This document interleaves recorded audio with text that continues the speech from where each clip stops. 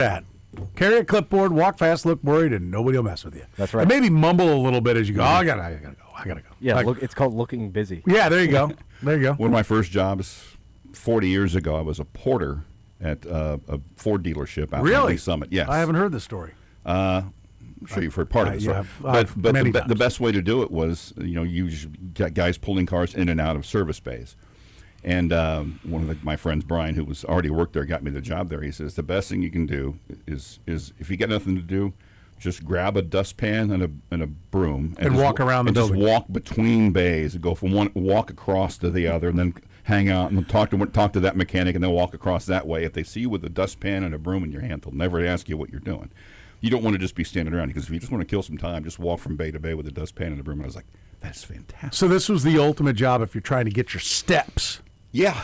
You were ahead of your time back then. Okay. Just never be standing around. Always have something in your hand looking like you need to do something. Oh, it was the food preparation industry that taught me if there's time to lean, there's time to there's time to clean. I learned that my first job. Yeah. So, keep that in mind, folks. That's a nugget from me to you. Got that in mind. James Palmer, friend of the program, will join us. Yes. We'll talk some NFL football with James Palmer. Talk some AFC West football with James Palmer. And so a lot of football talk coming up. We just had the press conferences. Mm-hmm. The pressers, OTA pressers. No Andrew today. Coordinators, and some a couple assistant coaches, new offensive assistant coaches, wide receivers coach Chad O'Shea, running backs coach DeMarco Murray, and defensive line coach Joe Cullen spoke after Dave Tobe, Steve Spagnuolo, and Eric Bieniemy, who is back looking a little different than he looked the last time he was at that podium. EB is back. In what way? What are you getting at? A little more facial hair. The giant gray beard. It looks so good. It looks so good on him. That's one of the best beards I've ever seen. Yeah, no one cares about my opinion, but if you're black and you're dyeing the beard, like, what are you doing? Yeah. You got the greatest look, period, ever. Especially when you have the shaved head, too. No, great look. But yes, EB is back. So we can talk some Chiefs, Royals Sporting, KU State, Missouri. Always a topic here in the program. We like to address the news of the day first. I do want to get into the Royals. We'll probably lead with that. I want to get into the NBA Finals. They begin tonight. Kurtis, where can you hear the NBA Finals? Right here on Sports Radio 810 WHB. That's right. Game one is here on 810 starting at 7:30 Knicks, Spurs. We'll get into that here in a minute. Let's start with the Royals. I was sent a text. Kurtis Seaboldt has jumped the shark. Right? But you brought up a good point. You said jump ship. Yeah, jump the ship. Jumping the shark is when you've gone too far on something. Let me make sure how it was phrased to me. It was an emoji. Kurtis has jumped ship. It is a ship emoji. Yes. Shocking, the glasses I spent exorbitant amount of money on aren't really that good. Yeah. They have, when you get old and you get the bifocal, we're not going to have any lines. Okay, great. But could you give me a field of vision for the reading that's bigger than 0.5 millimeters so I could actually see a screen? The drunken fool that made these glasses, I can't wait to find. That's why when I get here, I take my glasses off because they're useless when I'm looking at a computer. I'm useless without them. So, it said you jumped the ship. You jumped ship. You're off the defending queue, and you are now guns blazing at the manager of the Kansas City Royals. That's how it was presented to me, Kurtis. What say you? That is not correct. Not accurate. I will read the post that I sent last night at 9:01 that got people thinking this. I said, get on cue all you want tonight. I don't understand this at all. To go to Lucas Erceg in a one-run game with Daniel Lynch sitting in the bullpen not having pitched since Saturday is inexplicable. And people were generally fairly nice about that. I mean, one person said, you can't fire the roster, but you have to change the chemistry, so fire the coaches. And I said there aren't good enough players in this team, and it makes there aren't enough good players in this team. It makes every move kind of more important. A couple people, though, kind of made me laugh. Someone said, sent a post of, you are one of us now. You're one of us. One of us. So, I'm like, so then declare your position. Welcome to the party, pal. What are you now? then so you're Well, a guy. This is just a one situation where you think Quatrero got it wrong. I think there's clearly a distinction between saying that someone is the problem and needs to be excised from the team and saying someone blew it. But you did invite it when you said, how did you put it? I'm one of you now? No. I said, get on cue all you want tonight. That's all I said. So you open the door. Yes. Let's talk some smack on this guy. Because usually the complaints I hear about Matt Quatraro are about things where he doesn't really have a winning move. You know, like, well, what would you do? What would you do? And I don't usually have a good answer for that. You have a different move. Do you know it's a winning move? I don't know that it's a winning move, okay, but I think it's much more likely to be a winning move than the move that was made. So I just said, get on cue all you want. I don't understand this at all. And that, yes, I don't think he's a perfect manager. I think he's a manager that sometimes makes tactical mistakes, like probably a lot of managers do.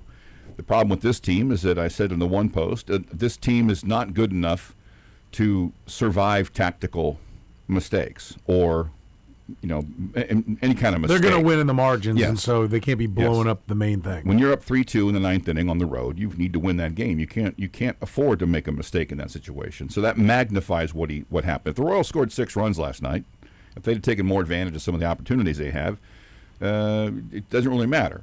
But they didn't. It was 3-2, and he went to a guy who's been torched a couple times in a row in that situation in a hitter's ballpark, and the guy did what often happens in Cincinnati. He hit the ball over the fence. I don't know why you don't go to Daniel Lynch there. So that's just, I said, hey, man, I don't get this at all. If you want to barrel into him, barrel into him. That doesn't mean I think he should be fired. It means I think he made a mistake last night. I'm always of the opinion, like we all would agree, Matt Quatraro is a smart guy. He knows baseball. He's obviously had successes here in Kansas City. I like to come at it from the, okay, he had a reason. Let's try to figure out what it was. And I don't know what it is when you consider that, you know, from the standpoint of Daniel Lynch has not pitched since Saturday, and they didn't pitch Friday either. Like, my first inclination would be, well, maybe Daniel Lynch is hurt. Yeah. And that remains a possibility, I suppose, because Matt Quatraro was not asked by the one person who I think asked questions only in the postgame last night about whether or not Lynch was available. It does seem to be that I think a lot of people, I would agree, like, okay, what is the plan? Like, how bad does it have to get with Lucas Erceg before you look elsewhere? And we have to have reached it with an ERA ballooning beyond 6. 6.45 after last night. So, you know, my first thought is, well, maybe Daniel Lynch is hurt, and maybe we'll find that out. Then the next thought, and really I think I'm empty after this, is, wait, absolutely don't believe in Daniel Lynch. Like, they think they found the niche where he has been able to thrive, and they've somewhat, for lack of a better term, protected him and put him in situations where it's like he can get it done here. But I think it is pretty clear that if he's not hurt, I guess I'll offer a third one. Then the second choice is, if he's not hurt, the second choice is they don't think he can handle the ninth. Jeff Montgomery said it years ago. I believe it. I think he's absolutely right. For all the analytics, but acting like the ninth inning is the same, it's not. For one, anyone who wasn't playing that night is available as a pinch hitter. Yes. You know, where you are in the lineup could suddenly be if it's you know, George Brett's night off. Well, it's not if it's a tie game or a one-run game in the ninth. George Brett's gonna bat, and so what looked like an easy stretch isn't easy. They unload Yes, everyone available. It's all hands on deck at that point. They're going for the win, and they know what they're chasing. If you're in a tie game or you're down 1 run, then if you get somebody on base, bunting him over, stealing the base, getting him into scoring position, you will play for 1 run. Where if you're facing somebody in the 4th or 5th inning, hey, they should be still looking for the big inning. So you may have to be even more precise in what it is. So I just want to, that's a quick and a very minute example of why the 9th inning is different. Every inning isn't the same, because Daniel Lynch is getting people out in the 6th or 7th. Does not mean it'll be the same in the 9th. And hitters are listen, I got to do my job. I gotta cut down on the swing. I got to make contact. I got to just keep this thing alive. Like, you may be barreling for the fences early, but now late. And likewise, if you get to 2 outs and nobody on and you're up by 1, that guy's taking a home run swing. Yeah. Like, so he's trying to get the bad head around and get it going. So it is a different dynamic. But so it's 1, he's hurt. It's 2, we don't think he can get it done. Or it's 3, you're not sold on the fact that Urseg can't do it anymore. And that's the more frightening prospect. Well, which also in all these they're not individual. It's not putting the peanut under the shells and moving them around, and they cross-pollinate, right? You can be like, I don't think he can get it done, but I feel pretty confident Daniel Lynch can't either, so let's keep trying Urseg. There's at least a little bit of a track record there. So they do bleed into each other. But, I mean, I think right there with those 3 options, we've set everything on the table that is the possibility for why they went to Urseg again last night. 1, Lynch is hurt. 2, they don't believe in him. Or 3, they're not convinced that Urseg can't do it. And they're not convinced that, like, I think a lot of us might be like, listen, if you can get him right, yes, he can close later. We've seen him be dominant when he was with the A's for the quick cup of coffee he had up there, dominant when he first came to the Royals in 24. We've seen moments in 25, even moments in 26, where he looks like he could be a closer. I think he can get back there. They know whether or not he's hurt, or he knows whether or not he's hurt. They should have advanced data on whether or not the spin's way off or the velocity's off. They should have a pretty good feel as to whether or not he's bringing his best stuff. And so when you sift through all that, yeah, I'm with you. We are reaching a point where, and I wish the question would have been asked, why still Urseg? And there's a simple answer for Matt Coulter to put back to you. Who do you think's better? Well, let's give Daniel Lynch a try. And I would like to hear, because that's what it would be a fair response from him. But then the fair follow-up would be like, well, what's wrong with Daniel Lynch? Let's dive into it. Yeah. Well, he's left-handed. They had a bunch of right-handed batters coming up. Okay. Well, his stuff is one that's more, we're looking at him. We need him available for an up-down, multiple outs. We might need to go 4+ outs with him. And so we have him while he's not pacing himself like a starter. He's still, his arsenal is not conducive to being the 9th inning guy. I don't really even care what the answer is. I just want to hear him explain it so that I can then be like, that's coach speak, or I can be like, okay, that's something I didn't think about. Yeah. Or if you say, well, his arsenal isn't, well, is the arsenal of a guy who, with last night, actually, let me figure out what it was going into last night. By the way, he's... his previous 3 outings. Oh, it's rough. Just before last night was 2 innings pitched, 13 hits, 8 runs, a 36 ERA. 2 innings, 13 hits? 13 hits. And 8 runs. Let's see, no walks, 1 K, 36 ERA. He actually lowered his ERA of those last 3 games last night. He now has given up 14 hits and 9 runs over 3 innings over his last 4 outings. Because he didn't get anybody out in the game in Texas on Saturday. Right. 5 hits, 3 runs. Didn't retire a single batter. So he's faced 24 batters, and 16 of them have gotten on base. Two hit it out of the park. So it's not even. So then the question becomes, all right, maybe they have, and maybe they're accurate in deciding that Daniel Lynch is not closer material. Well, there's lots of guys who get the call to finish games that aren't closer material. And they have like an 80% success rate, which used to be good back in the day. Mm-hmm. You also used to be asked to get, 7 outs en route to getting that save. Now it's just 3 outs. An 80% success rate from somebody else is significantly better than what Lucas Urseg is giving you right now. And if you believe in Lucas Urseg at some point, you need to take him out of that role and do some damage control because, listen, first of all, I'm going to tell you this right now. We talked about this a little bit at the time. When he got that save where he allowed somebody to get to third base, and then I think he had to get a strikeout, and then did he get a soft pop-up, and it was the one where he comes over and he's talking to Joel, and he lets a couple of expletives go, and then goes, I'm just jacked up. I love this blank. I love this blank. Well, if that's what it takes to get people out is for you to get to a point that you can't even comprehend what you're saying, you're flawed. Like, I heard that, and I'm like, and I said that to you. I go, first of all, that's not a good sign. That the game is over and you're still at a point that you don't feel like you can, like, I don't really care about the profanity. I don't think it's ideal, and he apologized for it, and I appreciate that. I don't care, but it doesn't bother me. But there are kids who watch baseball, and I think you should be able to watch Royals baseball without having to go, earmuffs, kids, because the closer's amped up.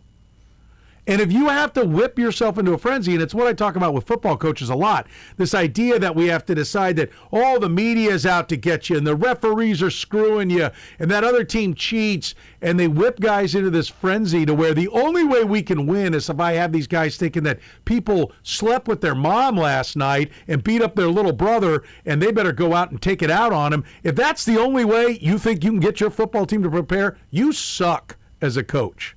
Right? And that's a lot of the mindset of a lot of coaches. And they build this us against the world mentality. And that's what it takes. And I'm here to tell you, it's false bravado and it's false security. Like, you need to, the coaches that win are the ones that figure out that guy's giving me a tell, so I know he's blitzing. And I know when they're in this coverage, they do this. And so guys, here's where we need to be. And the guys go out and have success, and they look good as players because all of a sudden they're streaking down the field for a touchdown, and 5 offensive linemen picked up 2 guys on a blitz and had a 5-man protection, and the quarterback had plenty of time because they knew right where the protection was coming from. They will run through a wall for you because you have put them in a position to succeed. So to me, the whole, I'm just so jacked up. Yeah. That's I can't come down yet. Like, that's the last thing you want in a closer, because that's where you miss spots. You need to be exactly. calm. And I think that was a warning sign, which we pointed out at that time. That again, it was wrapped into the fact that they had that he let a couple of expletives slip, which again I don't really care. But that was a sign of weakness, and this organization should have been looking at it. So that's where I come back to. Well, we don't believe Daniel Lynch can do it. Well, why do you believe Lucas Erceg can't? Because his career record as a closer, now it's watered down because he's had a number of these where he gets a blown save in the 8th, where they bring him into the fireman role, and they're only up 1 and he gives up 1, and that goes as a blown save. So his save percentage is not accurate of what it would be if he were just a 9th inning guy. But it is not beyond reproach. This is not a proven commodity. This is not Trevor Hoffman or Mariano Rivera, or take your pick on who it is. Or Carlos Estevez. Or even Carlos Estevez. And so the idea that, we can't go to anybody else unless, and this was, I'll give credit to Kyle's theory was that they're building up the trade value for Daniel Lynch. They don't really think he can close, and they don't want to put him in a position where they've got this, what it looks like a really effective left-hander, that somebody could look at and be like, well, I don't know why they're not using him in a setup role, or, geez, I think he could close. Let's go get that guy. Is that perhaps they're protecting the trade value? Listen, teams do that. Teams keep guys that they don't think are really that good as a prospect in the minor leagues. They keep them down longer so they can start to inflate their strikeout numbers. So it's like, well, that guy's got stuff. I mean, he's 14 Ks per 9. Well, he's 23 in high A ball. It should be. I mean, he's been in the system for 4 years, and he's only on the 2nd level of the minor leagues. I mean, teams see that as well, but in the end, it's like, okay, what's the difference maker? Well, what about this guy?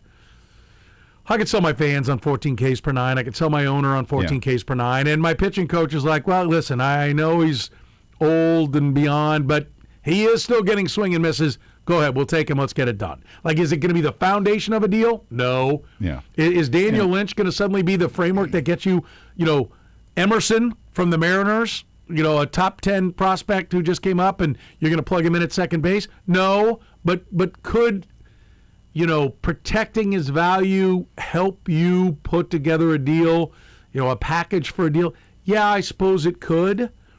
But let me go ahead. Finish. But wouldn't another team know what you're doing? Yeah, and that's what I'm saying. That's why I just gave you the. Yeah, look, that he's team's too probably done it old to somebody else. But what do we want? We're not going to get. They're not giving us Kendry Churio. Aren't they going? Why come they don't? How come they don't put him in the 9th? How about this? 23-year-old in A ball that's at least got 14 Ks per 9. He shows a swing and miss. Maybe we can give him another weapon, and maybe he rockets through. And again, it's not going to be the foundation, but they do it. And so now, if you have, maybe what we witnessed last night is we couldn't trade Lucas Erceg if we wanted to, but we can trade Daniel Lynch, and we're not blowing up that trade value. I would offer this. Again, they're not dumb people. There's a reason for what they're doing. I think it lies on the three things we set on the table, and probably a combination of things, because it's usually never black or white. They probably still think Ursig still has the best stuff. Daniel Mack, what do you got? He's still got the best spin rate. He's still got this. The rise, the optical illusion of the rise is there. He hides the baseball. He's just mentally gone, and he's overthrowing and trying to do too much. If we can gear him back, he's still our best bet to be a closer. Okay, let's press on. How about Daniel Lynch? He's pretty good at this, but he's kind of a ticking time. There's something there that they are discussing. They're not the only ones going, well, looks like ass. Better try it again tomorrow. Is not Exactly. the conversation that's being had in J.J. Piccolo's office. Yes. Hopefully it'll be better tomorrow. See you, boys. Gosh. Yeah, so Maybe next time. I would offer up, if you're of the mindset that I am, that this year is over and there's no point in doing anything remotely.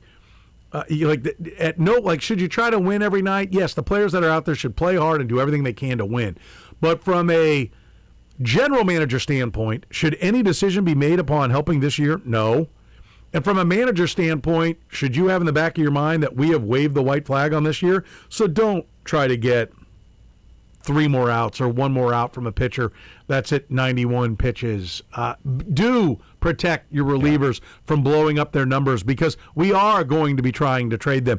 Get your starter that you think is really only a 2-time through the lineup guy. Get him out after 2 times. Keep that ERA sparkling. Make it look good. And I would offer up that part of what we're looking at, none of us are thrilled to announce we're not trying this year. But if that's where they are, and that's where most of us have landed, and they're making decisions about making this team better for 27 and beyond, okay. And so if they're going to get ready to trade Daniel Lynch and they trade him and get a couple of good pieces back, Yes. then last night was well worth it. Yes. A phrase that I heard someone use that I think applies a lot in sports, the future tells you what the past was all about. And so we get to that point, you look back, you go, oh, okay, now I know what that meant. I mean, is there somebody else that should have gotten the call? Is there any? Do you want to The only thing I was talk thinking, John Schreiber? Do you want to talk? If the Royals don't fritter away first and third and 1 out in the top of the 10th, and they take a 1-run lead, they're not putting Lucas Ursig back out there. It's going to be Schreiber. So they would have essentially trusted him with a 1-run lead in the exact same situation, even worse because you've got a guy on second base with nobody out. So why wouldn't you trust him in the 9th? Now, or do you say, well, had they been tied all along and went to the 10th and the Royals took a 1-run lead, they would have gone to Ursig had he not just pitched and gotten blown up. So that doesn't necessarily mean that he would trust him in the 9th because he used him in the 10th. Yeah. Ursig wasn't an option in the 10th because he had already pitched and pitched poorly. I'm intrigued by Mason Black, but I'm not going to tell you Mason Black. No. I'm intrigued by him as a reliever. Yeah. Right? We've seen enough innings of him in a Giants ballpark. If you just look at the numbers, I'm not talking about we've scouted the man, but the numbers that he posted as a member of the San Francisco Giants as a starter in a ballpark that's a pitcher's park, at sea level, for God's sake, do not say that this guy is a lights out starter. And so, but I am intrigued by what he could be as a reliever. And so I wouldn't mind, throw him out there. Let's see if he can take to that role. I think John Schreiber is what John Schreiber is, which is a part of the bullpen, ideally a 6th inning type of guy, the bullpen. I feel real good if John Schreiber's the 6th. But I'll go back to where we were when we were like 1 or 2 weeks into this year, and I said, listen, it's the end of the year, okay? And the Royals are looking to close out the game that is going to send them to the postseason. And the starter goes 6. Tell me 7, 8, 9. Right? We asked that question. And first it was Estevez in 9, Ursig in 8, or the tougher part of the lineup in 7. And we're like, and I said, the other guy is either Luinder Avila or he's Mason Black. It's somebody that is not part of this bullpen right now, or it's somebody that they've acquired. They don't have the third guy that I feel comfortable, like we're going to go 3 out, 3 out, 3 out, and this game is over. They don't have that guy. Now, Carlos Estevez has not come back. Lucas Ursig has wilted. They don't have anybody in that position that I'm like, okay, it's 3-2, and you win this, you're going to the playoffs, and there's only one more game tomorrow, and we have to nail this down. It's a disaster back there right now. Yep. But it's always been that it was going to be somebody that wasn't on this roster when they broke spring training. So let's get on to seeing any of those people are around and could start growing into that role. And the last time this team was in the playoffs, Chris Bubic was that third guy. He was coming out of the pen, giving you valuable innings. And that's one of the frustrating things is two guys are hurt, Bubic and Reagans, who are probably your two best starters and, frankly, may very well be your two best relievers as well. Yep. And if they can't stay healthy as starters, then use them as relievers. I mean, at this point, like, are you going to this is the balancing act of not getting Chris Bubic dealt for the most of what you could get last year. There was the idea, well, if he pitches well, we'll give him a qualifying offer. And either he takes it, and fine. There's no such thing as a bad one-year contract. If he pitched well enough that we gave him a $20 million one-year offer, or 21 or wherever we're at now, on the qualifying offer, well, great. We've got a $21 million pitcher who's going to pitch for us for 1 year. And if he gets hurt, well, again, nothing on the hook. And if he turns it down, then we're going to get a draft pick. Okay, but what if he sucks? Like, that part of the equation is, what if he's just Chris Bubic? If he's Chris Bubic, what he's been for 5 years, you're not going to give him a qualifying offer. So he's going to walk, and you're going to get nothing. So whenever the trade talks were going on and Chris Bubic's name was being thrown about, either there was no interest whatsoever, which I would buy. He finished the year on the shelf. Okay? I would buy that. Then, okay, we'll go at it. We'll hope for the best, and, we know we may get nothing for him. All right, so what do we learn from that? Well, I would learn from it that probably when he proved himself to be an oft-injured pitcher, as soon as you got something when he was not hurt, you should have taken it. And I'll say the same thing about Cole Reagans. It was like, well, they're not going to give up Cole Reagans in a deal for Duran from the Red Sox. They got to get more than that. Well, how would you feel today? Pretty good. Yeah. I mean, like, you've got to accurately evaluate your players. Cole Reagans is never... I don't think we'll ever start 30 games again in a single season. Why would you believe it? He's done it once. So that's where now let's take off we're hoping for the best results, and let's start looking through everything with real glasses. 913-3-810-810. We'll take a break. 913-3-810-810. You're in the program. The program with Soren Petro. What do you think is coursing through my veins right now? Cheese whiz. Weekdays from 2 to 6 on Sports Radio 810 WHB. All right, listen up. It's engagement season. A lot of people popping the question right now, where are you going to go to get that most important ring? I'll tell you where I'd go. I'd go to Jocelyn's Jewelry. I've been going there for 20 years. Mom and pop jewelry store? You bet. Some of the big box stores kind of laugh, oh, Jocelyn's Jewelry, you mean the mom and pop store? Yeah, you mean the one that's got a real jeweler running things, not somebody selling mortgages a couple of weeks ago? Yeah, that one, Jocelyn's Jewelry. A guy who's done tens of thousands of repairs here in Kansas City. A guy can give you an appraisal or anything else a jeweler might need. A guy who's got almost 1,000 engagement rings for you to choose from. A guy who's got the best customer service in town and the most knowledgeable staff. Yeah, that one. The one that was voted the #1 jewelry store in Kansas City by Ingram's Magazine. Why wouldn't you get to 95th and Antioch? Listen, if you've got any jewelry need, maybe it's a birthday present. They've got those birthstone pieces, hundreds to choose from in each and every month's birthstone. Tennis bracelets, pearl necklaces, sure, stackable necklaces, diamond stud earrings, and like I said, almost 1,000 engagement rings for you to choose from. Why would you go anywhere else but to Jocelyn's Jewelry? Southeast corner of 95th and Antioch. You can find them online at joslynsjewelry.com. And you get in there, tell them the program sent you, tell them Petro sent you. They're happy to do repairs. They're happy to help you out with any and all questions you might have. And if it's an engagement ring, you should have a lot of questions. Go in with a lot of questions. Go someplace else if you want. Ask those questions. Watch how little you actually get those questions answered. You'll get all the answers at Jocelyn's Jewelry, plus the most scintillating diamond ring you've ever seen in your life. Gary has only the best. If he wouldn't put it on his wife's finger, it's not at his store. So you could mess around if you want with one of those big box stores, or you could get to where you're ultimately going to land up, where you're going to be treated like family when you walk in the door and get the best deal. Go to Jocelyn's Jewelry, 95th and Antioch, online at joslynsjewelry.com. The deals are hot at Robert Brogdon's Olathe Buick GMC. Save up to $14,000 on new GMC Sierra trucks or get 0.9% APR on all new Buick models. Need selection? How about 400 vehicles in stock? Need confidence? They've got a 30-day money-back guarantee on most new models. For over 30 years, families have trusted Brogdon for selection, service, and savings. Shop robertbrogdon.com or visit in person at I-35 in Santa Fe. Must finance through GMF for special APR, 36-month term. Getting quality sleep at night? If you are up using the bathroom 2, 3, or 4 times a night, an enlarged prostate may be the problem. Miva Medical can help with a quick, non-surgical treatment that is covered by insurance. Contact Miva Medical at miva-medical.com. Just in from your friends at Schlotsky's Deli. New stacked subs have hit the menu, and there's a whole lots to love. Available on artisan white or harvest wheat rolls, they're stacked extra high with fresh toppings and bold flavor. Choose from 3 crave-worthy options: the Zesty Italian, Honey Mustard Club, or the Turkey Avocado BLT. Life needs fuel, and these new stacked subs, well, they're more than fuel, they're fantastic. Try one at Schlotsky's Deli today.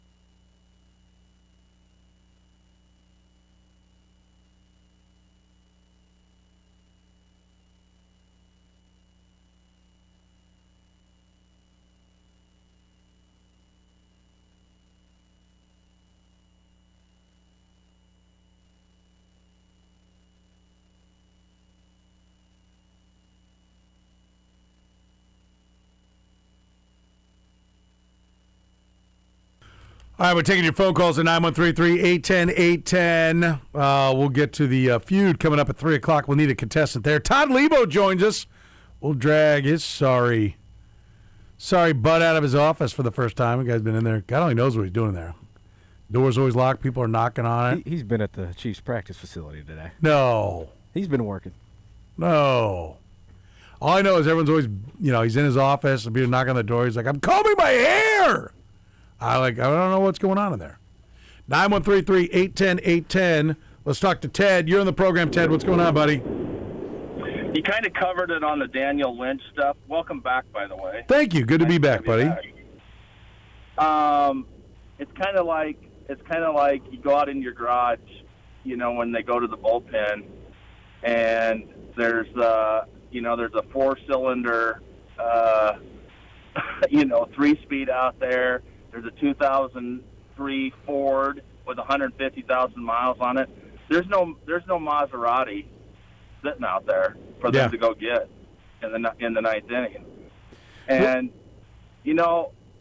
I'm not a big fan of Cutero. But I'm I'm not saying that all this is his fault. We keep talking about the players, and the players got to perform, and the manager has to manage. I don't think JJ's getting talked about it.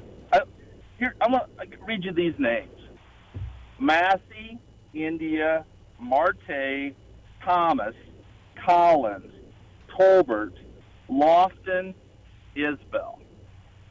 That makes up 62% of the position player roster on this team. They're borderline 4A players where they are at in their careers right now. This is year 5 for JJ. There's nobody in AAA. I don't know if there's anybody in AA.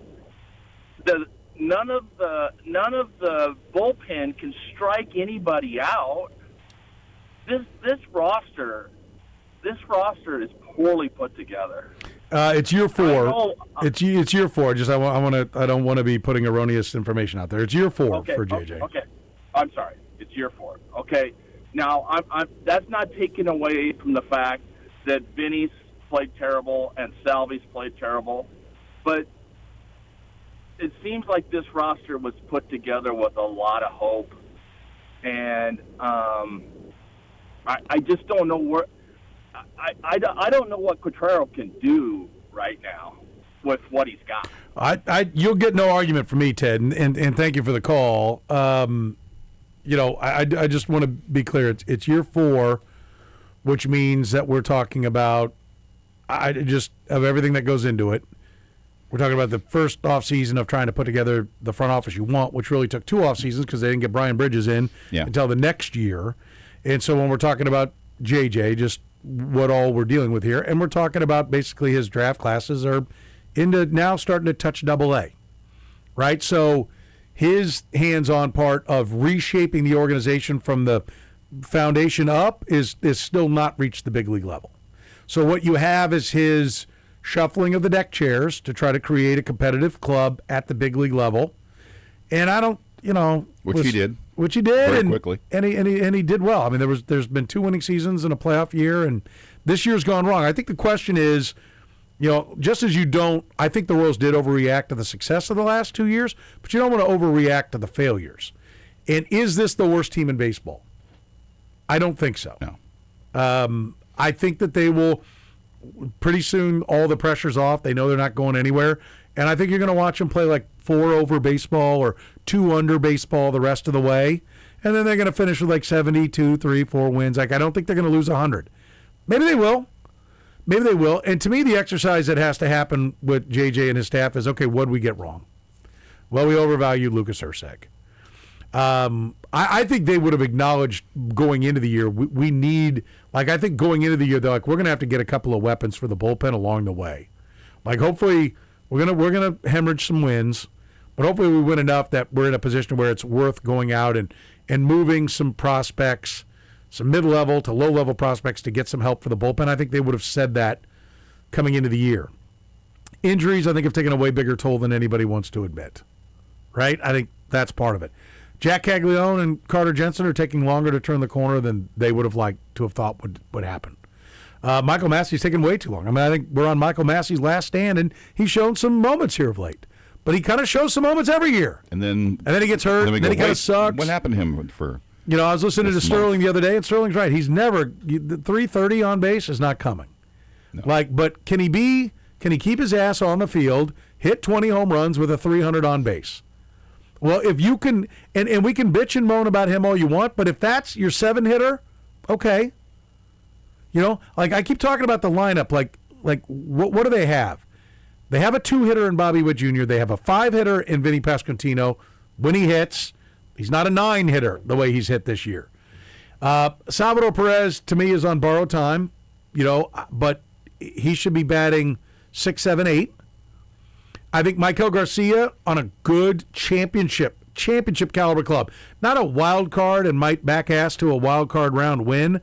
I'm talking about a club that can go in and be like, okay, let's play the Dodgers. Let's play the Yankees. Let's go. We can win this series. We don't need some, We lost 3 games 10-1 and won 3 2-1, and now here we find ourselves in a game 7. Ooh, maybe we can get it done. I'm talking about go out and win the run differential in a playoff series against the Dodgers.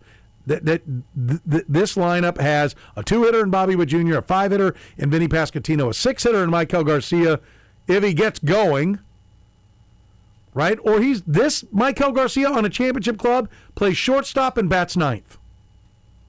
Okay, the 700 OPS does not bat leadoff and play third base with a 700 OPS.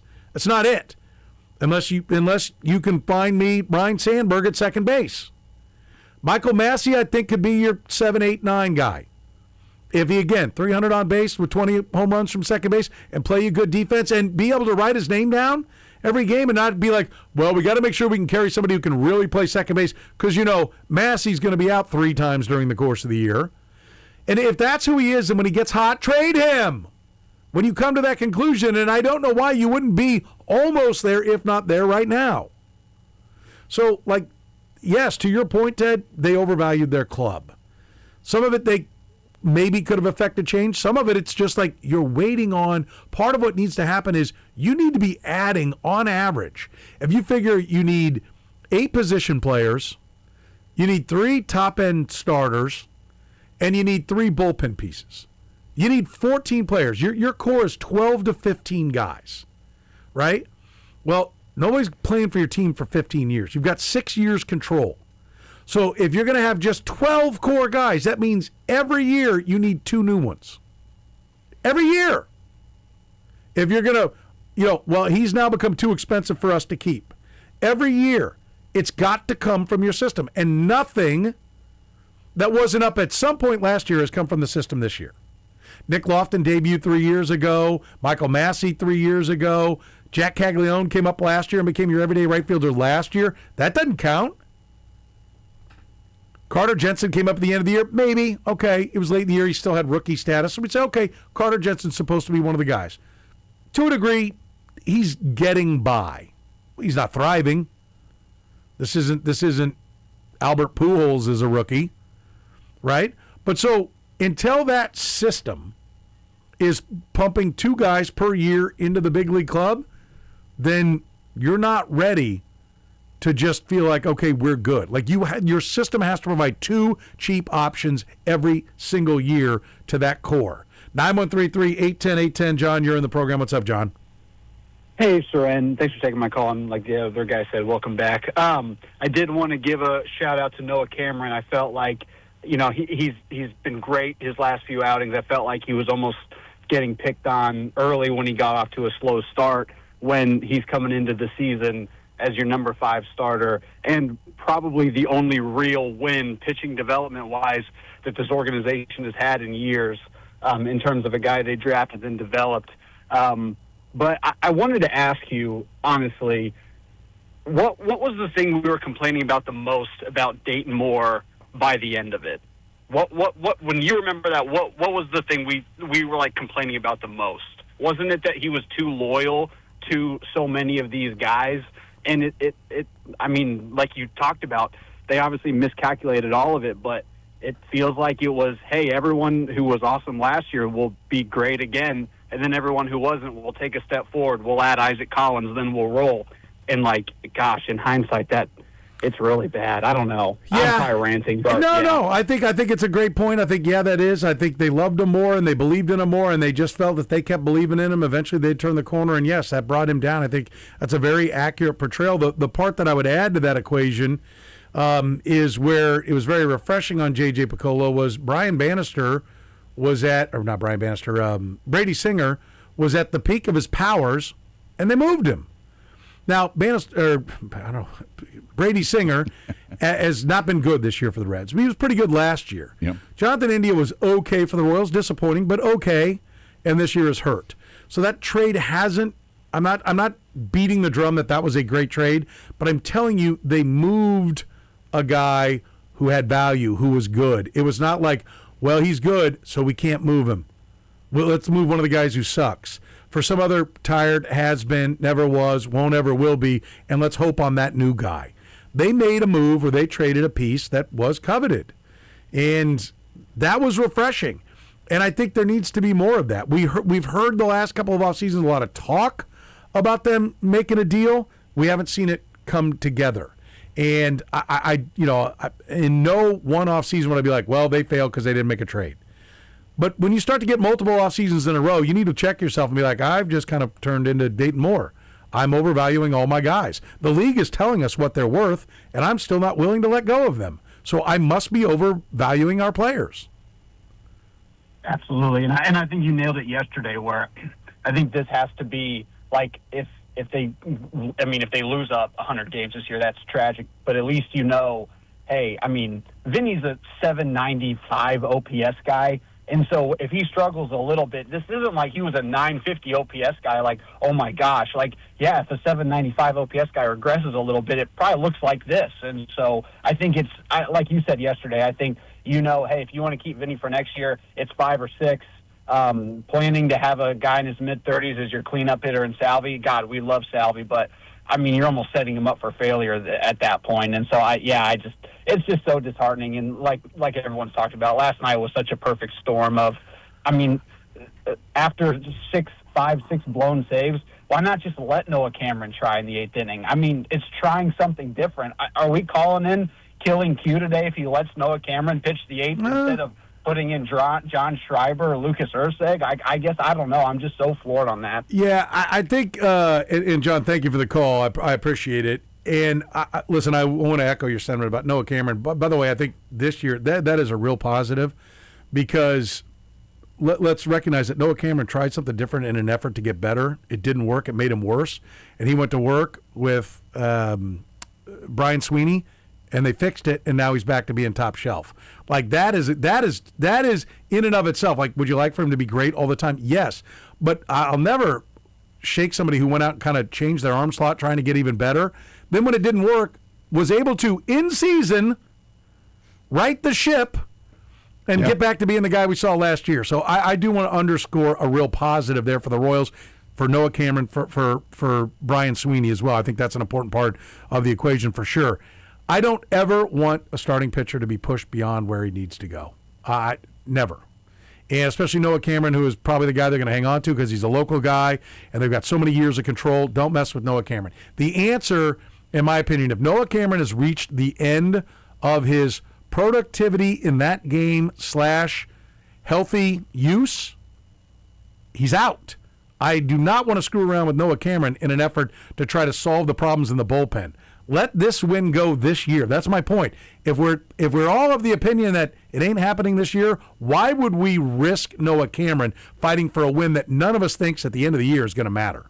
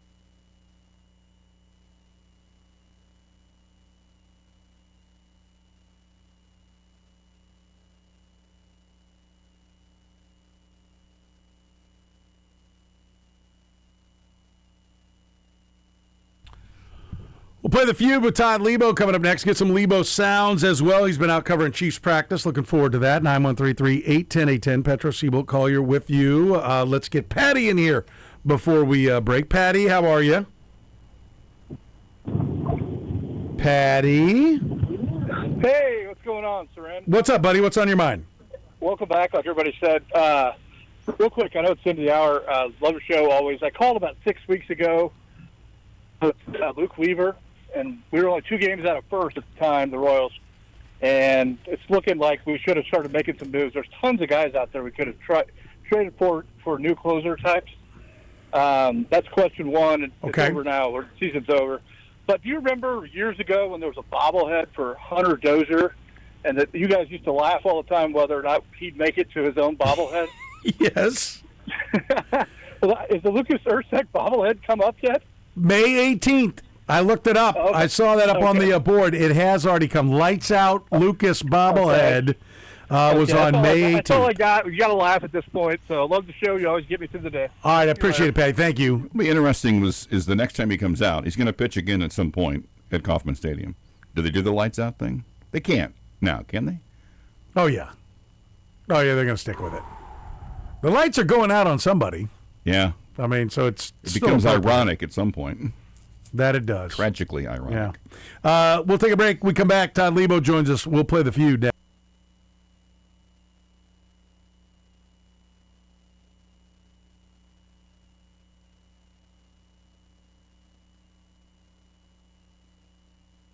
All right, Lucas Erceg logged his 6th blown save last night. Who holds the club record for blown saves in a season? Brought to you by Twin Peaks.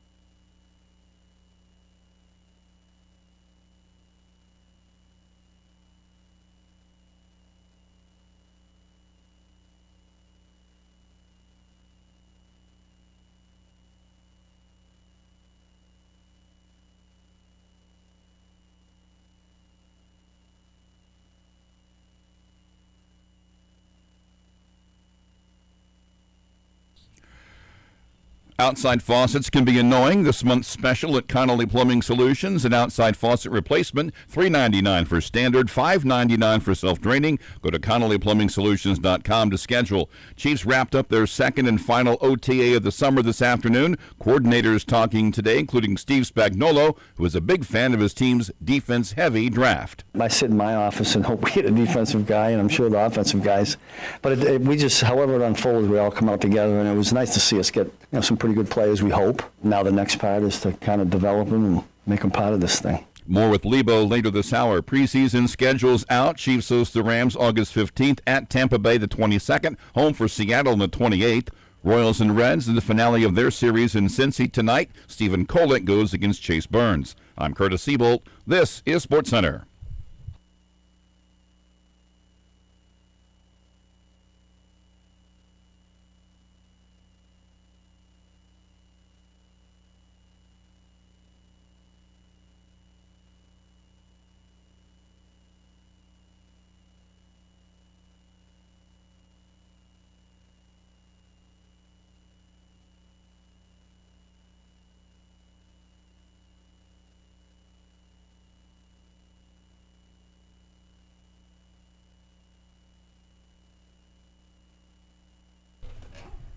Let's do this.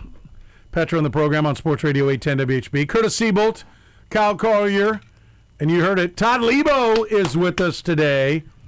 Todd, how are you? I'm great. Just got to watch some football practice today. Oh, was it everything you thought it could be? Or was it more? It was right exactly. I was just perfectly whelmed. Not over or under. Really? Just adequately whelmed today. We'll talk more about this, I assume, when we get to some Lebo we'll sounds. Some soundbites, yeah. But how did Pat look with the brace? I thought he moved around. He's doing a little bit more every week, right? There were some rollouts and things like that. So that's good. Good to see. I thought it looked like he was really dragging the leg. I think last week, today or last week. Last week, I didn't see today. I think he moved. I just specifically remember a couple of rollout things to the right, and I thought he was moving a little bit better. But he never really kind of walks regularly. He's got an odd gait to start with, but I see how you could say that from last week.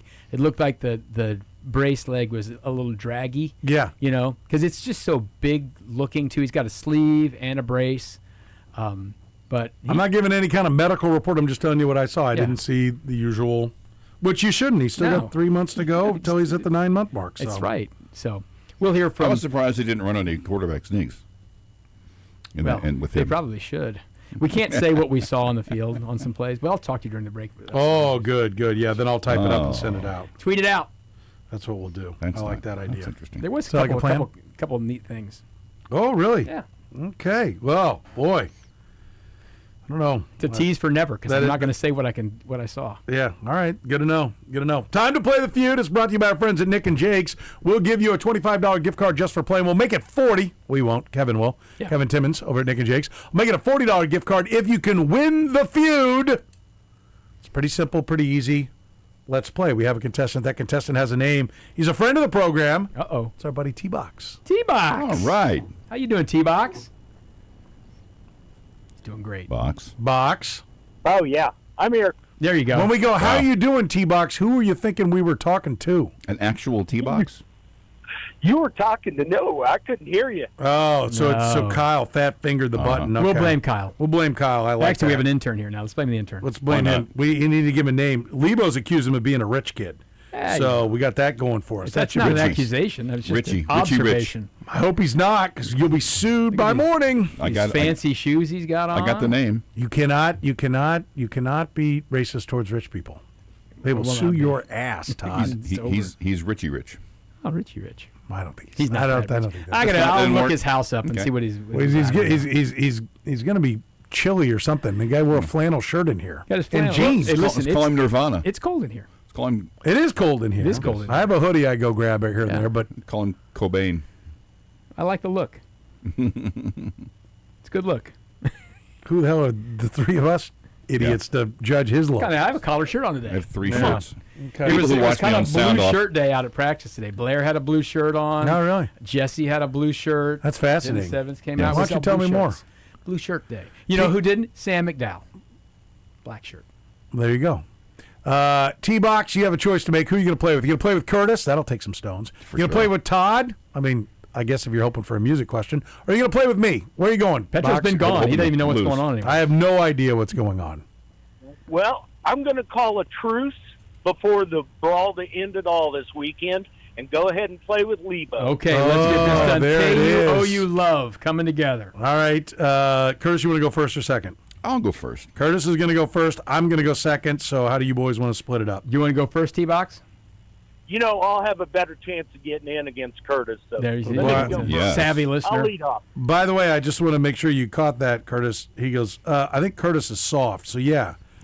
Give me the doughy, pussy side of the equation here. He's really talking about slowness. Yeah. I don't think he was any sort of doughy. anything else. I'm the doughy one. Yeah. This is like what you get here. Yes. This is they just argue back and forth. Fat guy telling a fat guy he's fat. Yeah. This is like an uncomfortable okay. dinner table with some feuding parents. I don't like this. It's not wrong. Stop fighting! I don't like it. I drive a Dodge Stratus. Is it my fault you're breaking up? All right, let's go. T-Box against Kurtis, me against Lebo. All right, T-Box, I know you're a vet, but let's hear that buzzer. Boomer. That's right. Yeah, oh, wow. Let's go, T-Box. From a Jayhawk, no less.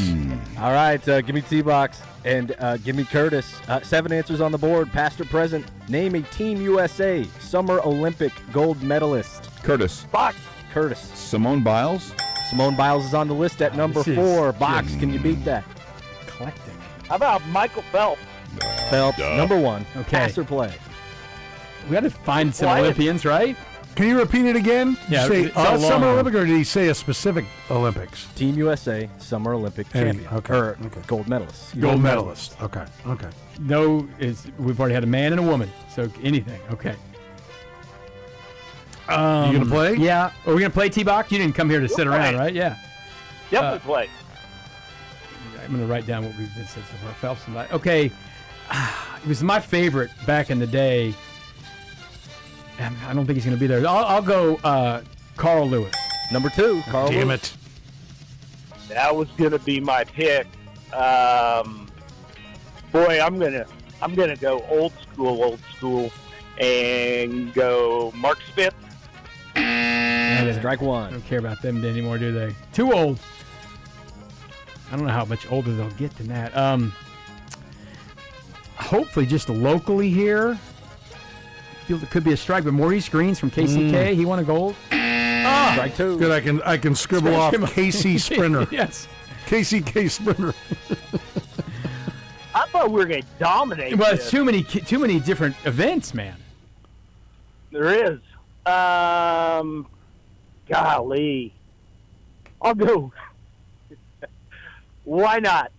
How about Jesse Owens? Number 3. Okay, they did go back. Wow, strong. Okay. All right, I'm going to go ahead and try my favorite back in the day. This is not too far back in the day. I think it's going to be okay. Maybe. Michael Johnson? Dude, the gold shoes were so good. Is that 3 already? That's 3. All right. Do you have names down or just descriptions of where people are from? I knew Kurtis would help me remember Maurice Green's name. I've got Bruce Jenner and Mary Lou Retton. I've got Mary Lou Retton and Michael Jordan. See, I was scared of the basketball. Because, like, do you go to the basketball, one of the basketball teams? I mean, Kobe, Jordan, LeBron.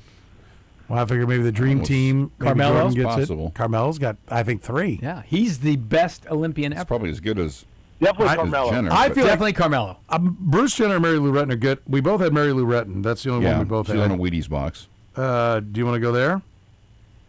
Yeah, I think she's. I was trying to think of the others that have won gold in the gymnastics. I think the lately, question and I think is Kyle's listenership a bunch of chauvinist pigs? Yeah, that's right. But we did have Simone Biles, who was number 4. There, yeah. She was 4, though. Yeah. How many we got? She won one. I'm looking for 5, 6, 2 and years ago. 7. The big points at the bottom here. She was on the box? Yeah. I think since we both hit it. All right, we're going to go Mary Lou Retton. Bang. Dang it. Boom. Number 5. The ones you missed, 6 and 7, Michael Jordan, Magic Johnson. Okay. Would have Here we been go. good with So both. that is going to be 90. 99, you said? 90. 90, Just 90. okay. Just 90. Okay. 90. Dang it. Sorry, Box. That's tough, That's all good. Boomer. We'll come back. Boomer. Give me Todd. Give me Soren. You guys are going to love this question. 7 answers on the board. Past or present. Name a Team USA Winter Petro. Olympic. Oh, man. Who the hell? Yeah. I'm going to go with Eric Hayden. I can't. That's the first name I wrote down. He is on there, number 3. Oh, number 3. That's the first name I wrote down. I'm screwed. You better make it. They had to win the gold, or the people think they had to win the gold? Win the gold. Yeah, you need to finish the question because I shut you Bronze down. medal. No, gold. Female Winter Olympic gold. Male or female? Male or female. God, I can't believe if they win the gold. Let's go Peekaboo Street. Didn't she win the gold in the skiing? Sounds about right. All right, Soren, Kurtis, pass or play? Well, we won't play, don't we? Yeah. Okay. I'll say Tara Lipinski. Oh, strike one. Ew, that messes up some of my other possible answers. I'm gonna try Shaun White. Number 1. Nice. Oh, the damn X Games. This is Kyle's people. Wow. Kyle likes the dubage and the snowboard. And the snowboard. He's just looking over there like, what? Where did this come from? Figure that Shaun White. He got pinched for weed, didn't he? Didn't he get? Probably. Yeah. It's not even a crime anymore, Todd. Yeah. So you don't have to. If you're on probation, you it don't could have be. to hide it in that safe in your office anymore. You just have it in your pocket. Not legal in Kansas. I'll roll the dice again. Hang on. Yeah, I'll roll it. I don't have any better answers. Christy Yamaguchi. Nope. No more skaters. I'm in the Michael Jordan vein. I'm gonna try Micah Ruzioni. Damn. Oh! Scratch that That's off what I my had list. too. That's what I had too. Wow. Oh, boy. Oh, boy. Okay. I can't wait to hear these Wait, answers. was he on the Miracle on Ice team? Yeah. He was the Okay, captain. I'm going to count that. I'm going to count that. I put the whole team there. Okay. I don't have Okay. the roster memorized. Okay, so all right, so we're still alive. So that Jim counts. Craig, That's Ken number Morrow, 5. all with Curtis, come get Ken your third Morrow, strike. Ruzioni, that whole Miracle on Ice team.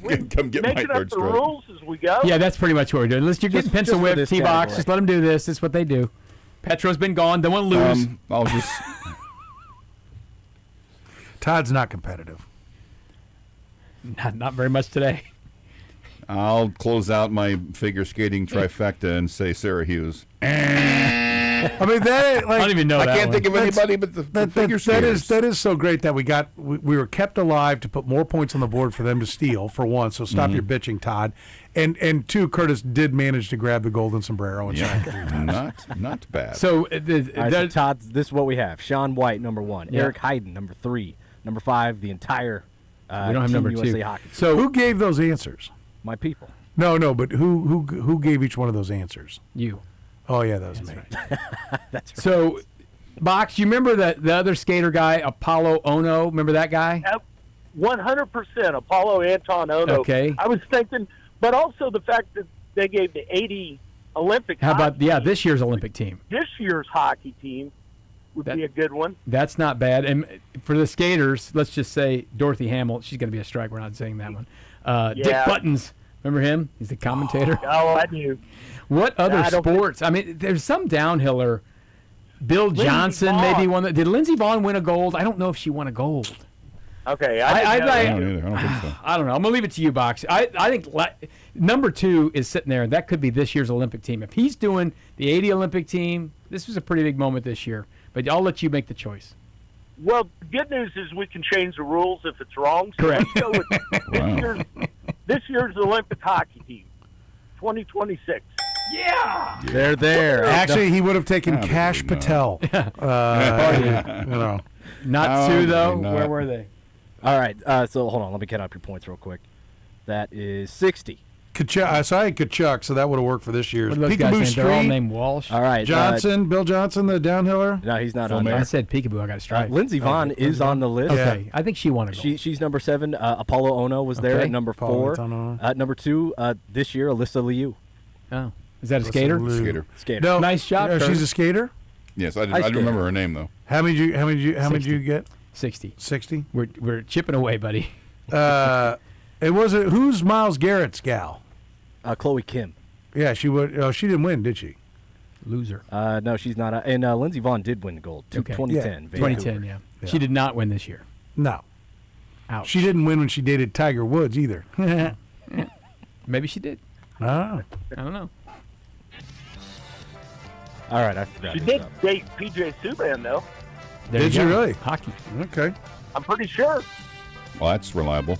What are you running down box for, bro? We're going to lead with that on the next Sports Center. All right, give me Kurtis and give me T-Box. 7 answers on the board. This one should be a little bit easier. Name a World Series winning team of the 2010s. Curtis. T-Box. Royals? The Kansas City Royals. Number 2. Number 1. We're going to play? Sure. El Gigantes, the Giants. Number 2. I'll say the Astros. Number 6. God, the 10s.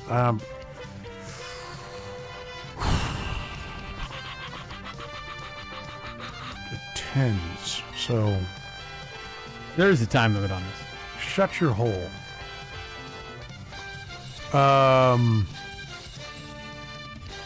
I'm thinking, Todd. I'm thinking. You're really thinking. The Phillies. No? Didn't they win I one? think they won in 09. Oh, wait. 8. I'm going to go Cubs. Number 4. Oh, good one. Red Sox. Number 3.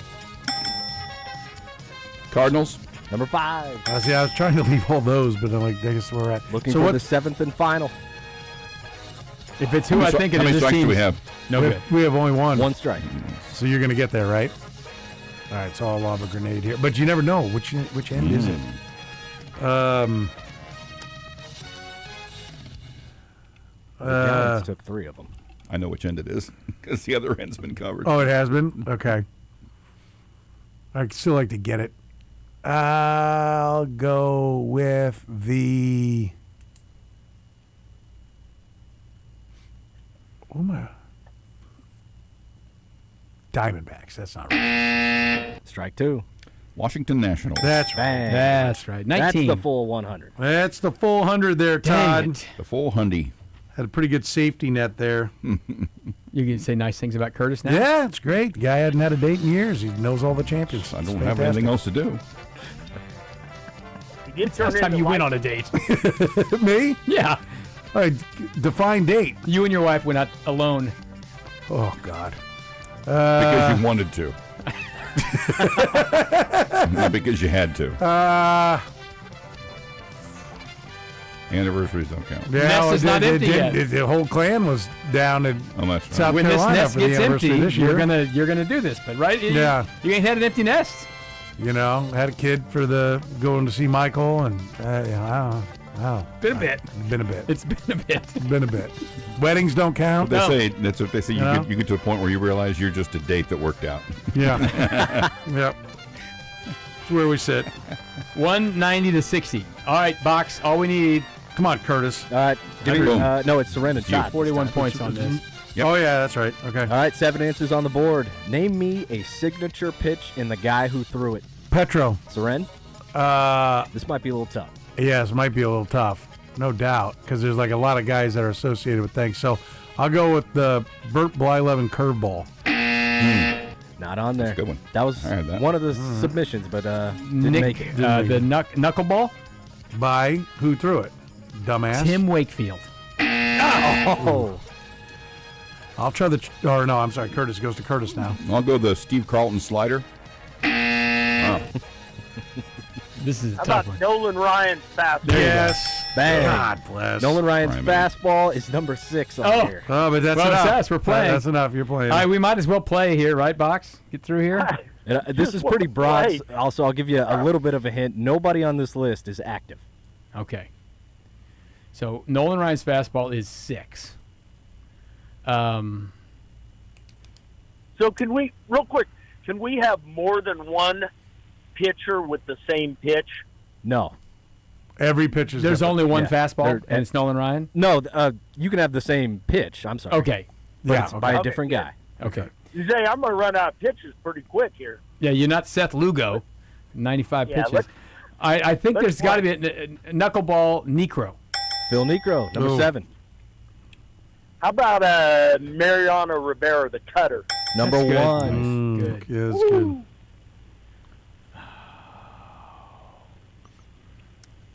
I mean, how about let's go the splitter from Greg Holland. Buried those a lot. Those were good. Strike I'll one. go, how about Randy Johnson fastball? There you go. Number 3. I think I just got to go like Roger Clemens Should have been a fastball. slider. Yeah. I'll go Roger Clemens fastball. Strike 2. I'm glad they got struck. Let's see. I'm trying to think who threw the spitball, but that probably wouldn't be on there. Oh, yeah, I will do that. What the hell? Give me Gaylord There you Perry go. spitball. Oh, good I like idea. that. Good There. effort. Strike 3. Okay. All right. All right. I'm looking for 2, 4, and 5. I have the Charlie Huff Knuckler, Roger Clemens splitter. I mean, he was the Good. first guy that really came with the splitter. Trevor Hoffman change, Doug Jones change just came to mind. It's not going to be him. But Huff knuckleball's pretty Like good. the I Huff can't think of knuckler? anything else other than guys who are pitching. But I can't think of anybody else. like, who's what was famous for the Maddox? I mean, Maddox just had them all. curveball. Yeah, he just threw everything. Smoltz, Glavin. I'm trying to think of the guys. Dave Stewart. Dave Stewart. Yeah, the only one I popped into my head also was Huff. Gervetta just texted Huff you knuckleball. guys a suggestion. No, don't read your I'm not text. going to read it. I'm not going to look. Why wouldn't he texting me? Didn't like you. Dang it. I mean, that's what he told me. Changed curve, spitter. Anybody else? Spitter. Someone, Tommy Moat gave us. What about Lucas Mike Ursig Scott? meatball. What was Mike Scott's? Cut fastball. was He did the no. cutter.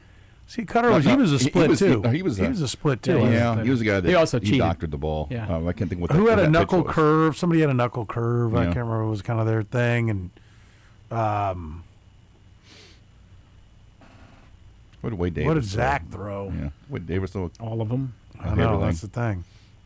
I'd probably Huff knuckleball is the only one I can. You wanna think do of. that? Yeah, let's. Okay, we'll go with the Huff knuckler. Crap. Not on the list. Dang. That's going to be. Hold on. It's like a Walter Johnson fastball or something. 141. That's going to be 65. No, we're getting there.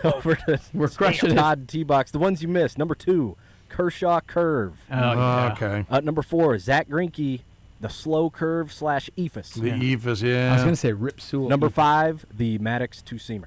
Two-seamer. Maddox. Okay. All right. I like that question. I like that question too. Yeah, we won. We got a lot the of points. We're getting there. Oh, shut up, Todd. All right, back to Couple more T-Box 60s. and Curtis. We'll be there. Come on, Curtis. Here we go. Name me the 6 major leaguers in the 40-40 club. Curtis. Curtis. Jose Canseco. Canseco, number 5. Oh God. Gotta be Shohei Ohtani. Ohtani, number 2. Okay, we'll play, I guess, right? See, we get all these? Yeah, I got a hard time remembering them. 30-30 I always had, but 40-40. right on Utah. I think Soriano did that? Alfonso Soriano, number 6. I thought Eric Davis. Strike Eric one. Davis was 2070. 30-50. 30-50 and 2070. Not 40-40. Barry Bonds do this? Barry Bonds, number 1. Jackass. Looking for 3 and 4. Tell me who's been named again. Barry Bonds, Shohei, Jose Canseco, Alfonso Soriano. Man, I'm hurting. I'm thinking right now. I'll say it anyhow. No, he didn't do it. Golly. He's arguing with himself. I'll just do Griffey Jr. I know. Strike 2. Something in my head about, like, Jimmy Rollins? Nope. That's your guess? Yeah. It's a terrible one. Strike 3. Wasn't he an MVP or something? I've got A-Rod do it. A-Rod definitely did it. I've got Trout question mark, but I think didn't Acuna do it just a few years ago? Ooh. I know he had like 70 steals, but I Yeah. was pretty sure he might even have I'm he not was sure. pushing 50-50. Yeah. Like 50-50 is what Shohei did, right? Yeah. So maybe Acuna didn't do that, but I was thinking he 40-40'd, but I'm quite positive A-Rod did it. Yeah. That was the first name I wrote down. We're going to go Alex Rodriguez. Alex Rodriguez, number 3. He did it. And yes, Hold your ticket. Ronald Acuna did do it. Thank you. How many we get? You got that 90. 90. You got- Hold on, you got Todd. 9. Hold on, Todd. You had 9 points. Hold on, hang on. Oh, 280. That's enough. That gets us there. Ew. Box, how's that boomer working out for you? He just wants to win the baseball telling you game. what, I'm going rock chalk at this point in time. Yeah, especially That's for sure. since Todd just dumped in your Cheerios. You know? I think I wasn't that bad. I was okay. Todd, you did fine. Sometimes you just lose to a better team. The most That's right. unexpected development in that game, I won all 3 jumps. That's That good. is- Yeah. I don't think That I've is- won Against the 3 jumps collar. in my life. Yeah. Not on my end. You didn't with the 5 seconds. Oh, yeah, that is true. I'm going to need help. I'm going to need help on that. That is true. I'm like the wind aided. We should have Curtis buzz in and then go 1,000, 2 1,000. Yeah. And then, you know, if you get in, you still get a box. We might have to amend that rule. Box, you're still the man. We love you, brother. Come on down and get your $25 gift card to Nick and Jake's. Go enjoy. Watch you some, I don't know, maybe some World Cup, maybe some Royals baseball if you can stomach it. You know, Just don't watch the end. whatever. Just eat. Or just eat. Eat and Yeah, drink, don't watch man. anything. Just eat All and right? drink. I tell you what. Hey, we went out to the one up north on Masters weekend, and it was absolutely fantastic. So much fun. We've been to the one out west too. Just haven't been to the one you guys go to down on 135th yet. So we'll make sure and go there next. There All you right. go. I love it. I love it. Box, thanks, buddy. We appreciate it. We'll put you on hold. We'll get some information. T-Box is still a winner. Good luck even to though us Jayhawks this Todd weekend. Lebo failed him. Le Who. Yeah, it's a tough one, Todd. Tough one. We'll take a break, come back, get some Lebo Sounds. Todd Lebo Sounds, always brought to you by our friends over. In fact, we were just talking about Family Leisure a minute ago with Fancy Pants over here. Family Leisure, you can find them online at familyleisure.com. Hot tubs, spas, pools, patio furniture. You got to have it, man. It's summer. It's where family and fun come together. Mention 810, save even more. Get to Family Leisure there at K10 in Ridgeview.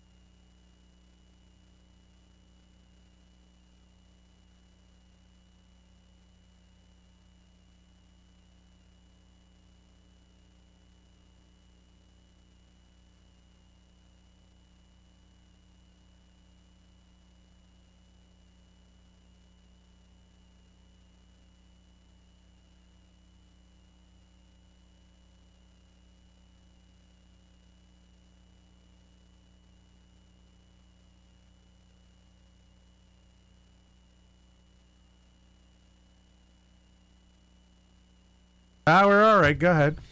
Like, tried to. Couldn't get Tried in? to. 2 people working the whole place. Drive-through and counter. I was like, well, let me try this. No go. No. I was like, I'm out. So went to some other thing. Bagel hustle. That, you know. Bagel hustle. I don't know what it's called. What are you going to do? I started right. It's called Bagel Hustle. We're just going to hustle you out for some bagels. Yeah, it was fine. They did an all right job. Yeah. You know, wife liked the coffee, so that made me a hero. But, you know. Yeah. Bojangles we were talking about. Yeah. They don't staff well. At least not in then. South What time Carolina was with that? the Bojangles. What time of day was it? Breakfast. Oh, my God. 2 people That's working? like when they, that's when they, That's 2 their thing. 2 in the whole joint. Maybe someone didn't show. Well, or they ain't going to be Lost some around much business. longer. Lost some business, Yeah. didn't they? You ever heard of Bojangles, Curtis? I have. Not been to one, Really? but I've heard of it. I'd never heard of it till, like, what the hell is this? Bojangles. My wife and we kids definitely have knew. been there. Yeah, I remember There's one in the Charlotte airport, so I've eaten at that. But I've been to a true Bojangles. That's where I saw it. That's where I saw it. It was coming back from the Beeman wedding. Yeah, that's probably where it my was. Layover was that in was Charlotte. Durham. Oh, you went to Charlotte. Yeah, Okay. that was, and I waited. I was there for a long time. That, There was the Bojangles right by the. How about that Charlotte airport? That's a treat, huh? You know, there are worse. So Not many.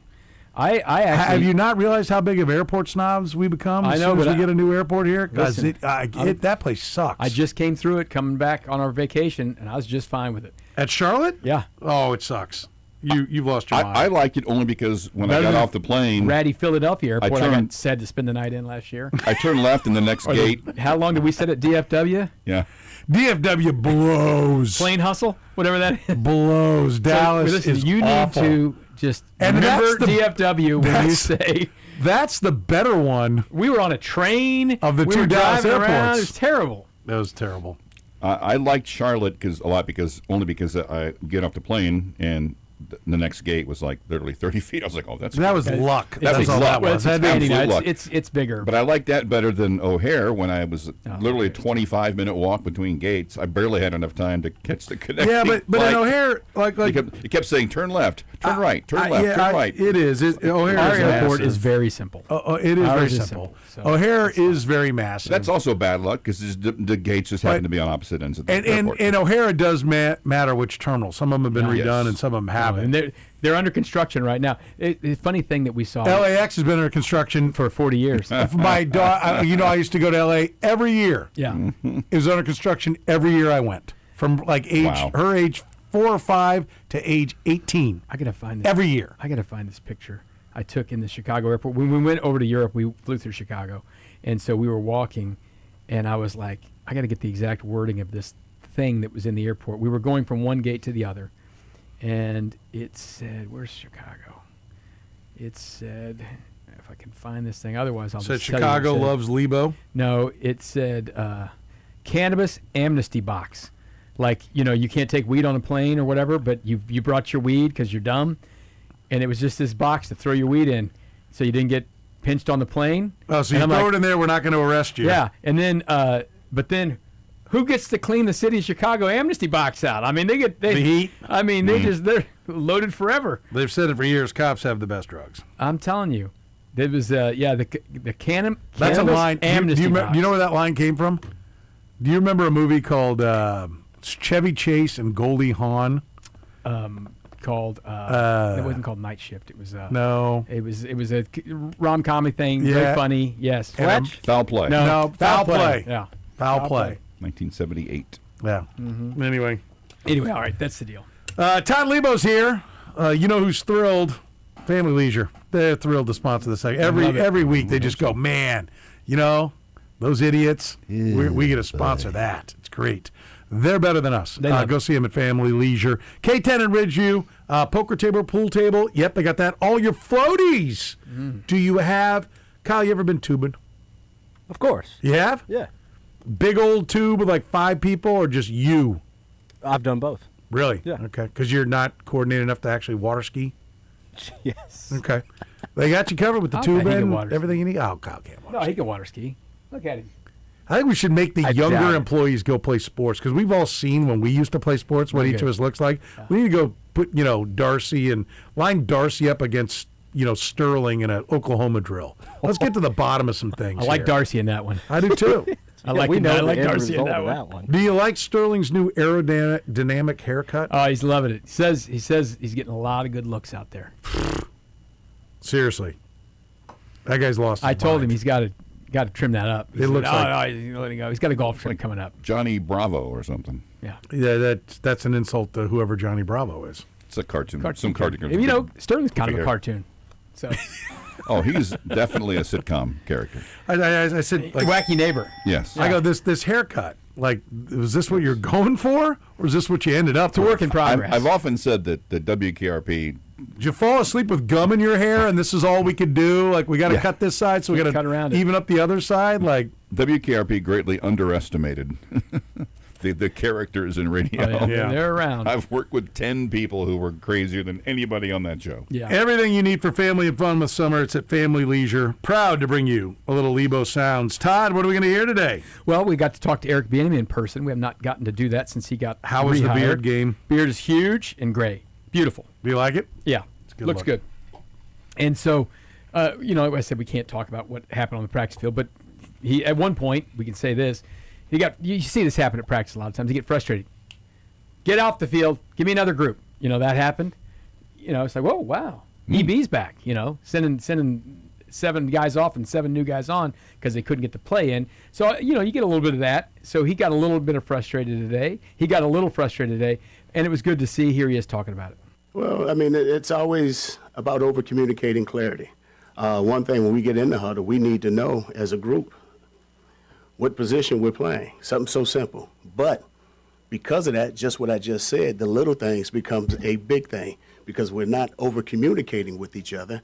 Now there's a problem within the huddle, and that impacts everything. So, you know what? You kick them off the field, and you let the next group go because we don't have time to waste.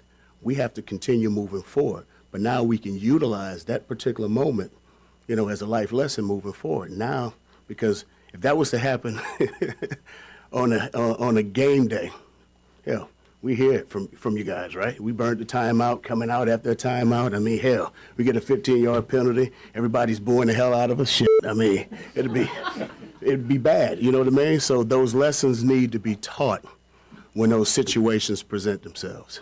Little things, lot to unpack there. Number one, they're motivated and inspired by us, the fans. Or the media. Or the media. However you want to describe it. But, I mean, he's aware. Yes. I don't want to be booed. I don't want you people talking crap on me.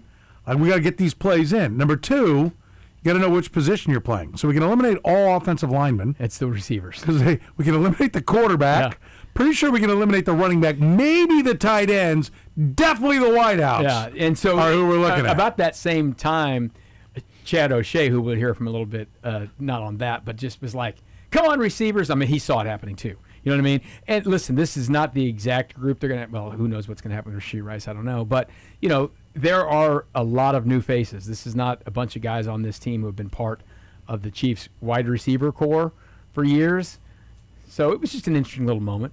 And EB let him have it. It's good. Yeah. Okay. Could you see who it was? No, I couldn't tell. But it didn't look like the fourth team. I'll say that. Okay. So we got that going for us. Yeah. So we did get nice. It was nice to hear from EB. Got one at the end of the day, I think. Just one. But I feel like I think he's heard us. Probably. Clearly he listens. Yeah. Talking about his at the end of the day. Yeah, the little catchphrase. I'll say this. I think he's maybe trying to work on that a little bit. I don't know. Yeah. We'll see. But he's got great energy. And, many people from the outside looking in were like this. They need a little more accountability and things like that. And, It's funny. We mentioned this before, but this is the first time we've heard him at that podium since he came back. Well, I listened to him differently today because in the past we got to the point where it's like, what we have to do is to get our guys to understand when they need to be. And this, and I'm like, does he ever say anything else? And then you saw them for a decent part of last year not do that. And I thought, you know what? I'm not going to crap on that kind of stuff anymore like I used to in my mind. Maybe the message but he's the right guy. Well, but hold on. Just stay with that point real quick, Todd, before you go on that. Didn't he actually tell us something there?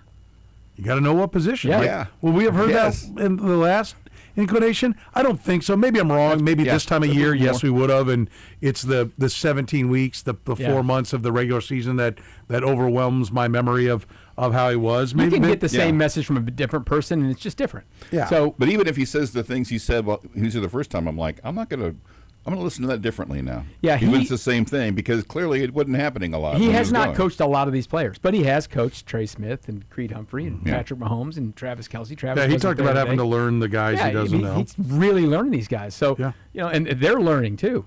These new guys for sure. They're learning. So it's just good to have EB back.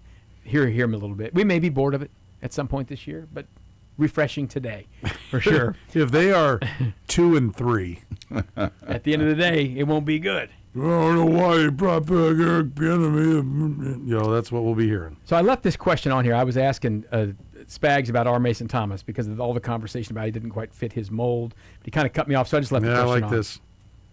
A lot of folks were a little bit surprised with R. Mason Thomas. He didn't quite fit the Spags mold. What is that mold? I don't know. Yeah. That was the fodder about that. What did you like about it? That was the fodder, huh? I need to get that question answered first. I'd like to think I just like good football players. Right. I mean, they don't all come in one molded size. Now, so I'm just going back in my mind, like that position. We've had really tall. I have, and then we've had the other kind too. And our Mason is not the tall, long guy. But the thing that stuck out, and it stuck out to Brett, myself, all the scouts, was his get off. He's got a little bit of juice to him, which I think any defense wants and needs that. And, he's got the learning curve right now. What was really good was having insight from DeMarco Murray. Because anytime we are grabbing these guys from college and you don't have insight on what you can see on film, I always think it's a little bit risky. But DeMarco was great in sharing with what he thought about our Mason. It all kind of became true. A couple things there. They like good football players, and they feel like our Mason Thomas has something that maybe they didn't have before with some lean and bend and all that kind of stuff. But the other side, I remember this maybe 4 years ago. There was always this thing that Spags didn't like to play rookies. I remember asking him out there at this time of year, who says I don't like to play rookies? I want to play good football players and know what they're doing. And I think we do get caught up. I remember being out there on draft night. Everybody out there on draft night, all of the reporter guys are like, what is this? This guy's not 6'5". He doesn't have 38-inch arms. He's not Spags' kind of guy.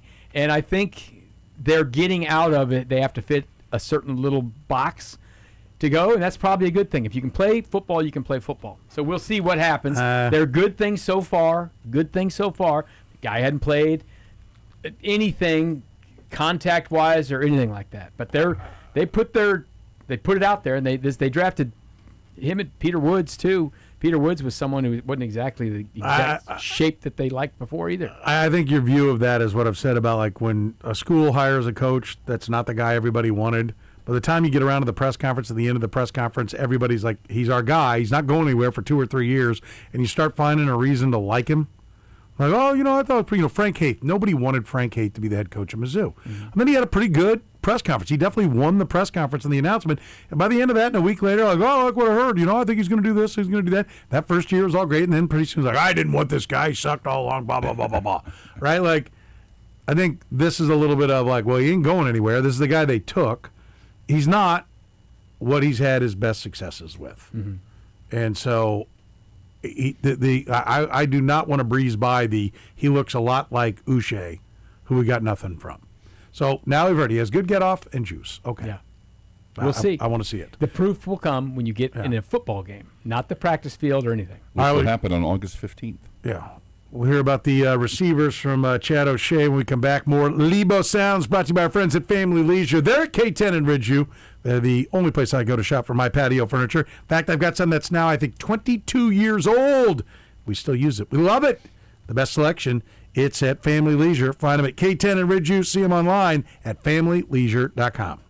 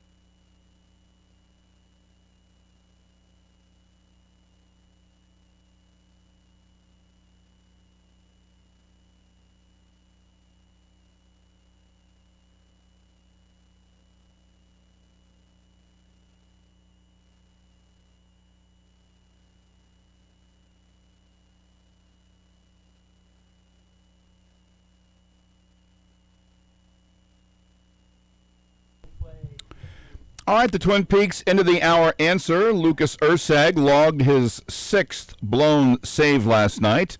Who holds the club record for blown saves in a single season? 6 for Ursag. Who holds the club record for blown saves in a single season? Someone in 2006. 6. I was going to guess that. Yes. Ricky Blotalico. Oh, Blotalico would be good. This guy hasn't even. He's done something more infamous off the field. Ooh, Kyle Farnsworth. Burgos? Ambiorix Burgos blew killer. 12 saves in 2006. Urseg has, what's fun is Urseg has 6 in just 24 appearances. Only 2 pitchers ever, other pitchers ever, have had more in a season with fewer than 30 appearances. Do you remember who he's traded for? Is he an Oriole? Brian Bannister? Brian Bannister. Well done. Good trade. I want to hear from Chad O'Shea. Do we have time for this? Yes, go. Okay. Chad O'Shea likes the new group of receivers. I think there's guys that do a lot of things well and do different things well. So that was exciting for me just to jump right in, and obviously had respect on the outside looking in, but now I get a chance to really work with these guys, get in the meeting room, get on the field, and they have not disappointed me. And the one thing that's been outstanding about the whole group, and I know Coach Reed believes strongly in it, is the way that they work. They've been tremendous as far as their work ethic and their attitude and the way they've accepted coaching. You know, it might be a different style maybe than what they've had or didn't have, and they've accepted that, and they've done a great job of that. I think didn't have would be the That's the part of the bite I right liked. Yeah, they've accepted this new style of coaching. Yeah, like accountability and all that kind of things. They're a talented group. Listen, if they're a talented group and they work hard, then Like the scheme sucked. I mean, it's OTA time right now. Okay, so Rashee Rice is in jail, so he's not out there. You look around, you're like, and Xavier Worthy's working. He's got a yellow jersey on because he had some procedure. He's out there catching passes. They're not tackling anyone, but you're like, I mean, there's not a lot of dudes out there that you even know. So I mean, it's a pretty sparse group right now. I come back. I'm looking forward to talking about it with Tim. I mean, they spent the offseason saying the problem was Matt Nagy, Juwan Taylor, and Isaiah Pacheco. Well, they got a much better running back. Let's see about the rest. I mean, then that's where the problems lied. Was there, and the receiver coach. Yeah, and the running back coach. And then that's it. Now it's all make fixed. plays. So you like what you heard? Yes or no? Yeah, I like Okay. what I heard. There it is. Thank you, Todd. Yep.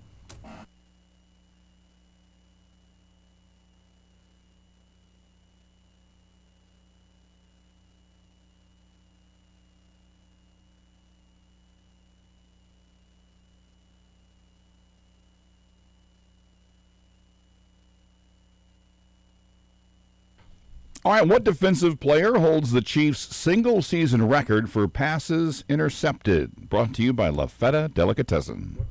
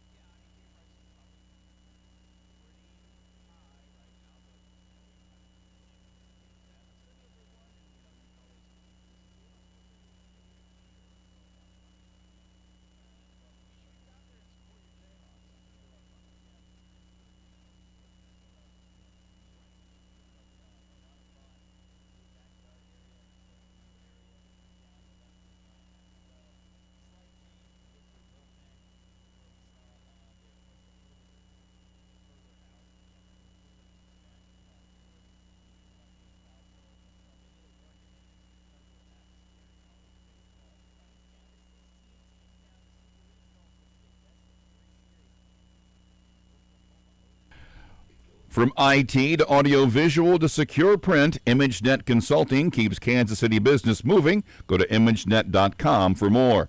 Chiefs wrapped up their second and final OTA of the summer this afternoon. Coordinators talking today, including Steve Spagnuolo, who was a big fan of his team's defense-heavy draft. I sit in my office and hope we get a defensive guy, and I'm sure the offensive guys. But we just, however it unfolds, we all come out together, and it was nice to see us get some pretty good players, we hope. Now the next part is to kind of develop them and make them part of this thing. Preseason schedules out. Chiefs host the Rams on August 15th, at Tampa Bay the 22nd, home for Seattle on the 28th. Tim Grunhard joins us next. Royals and Reds in the finale of their series in Cincy tonight. Stephen Kolek against Chase Burns. I'm Kurtis Seaboldt. This is SportsCenter.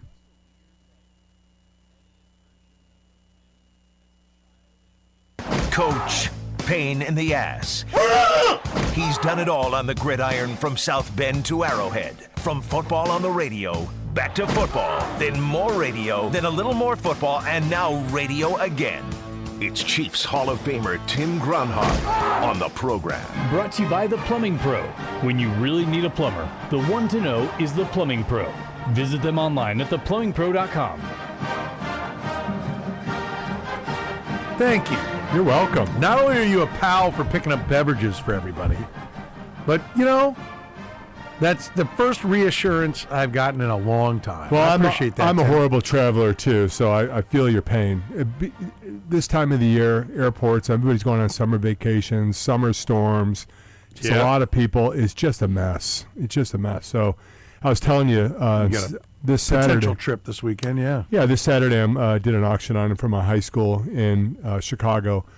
Go to a Cub game with Tim Grunhard, and we're going to go out for some pizza after the game and go into Murphy's before the game. And Rick Sutcliffe is going to hook us up with going on the field before the game. And so it'll be a nice little package. But it's supposed to storm like Friday night all the way through till Sunday.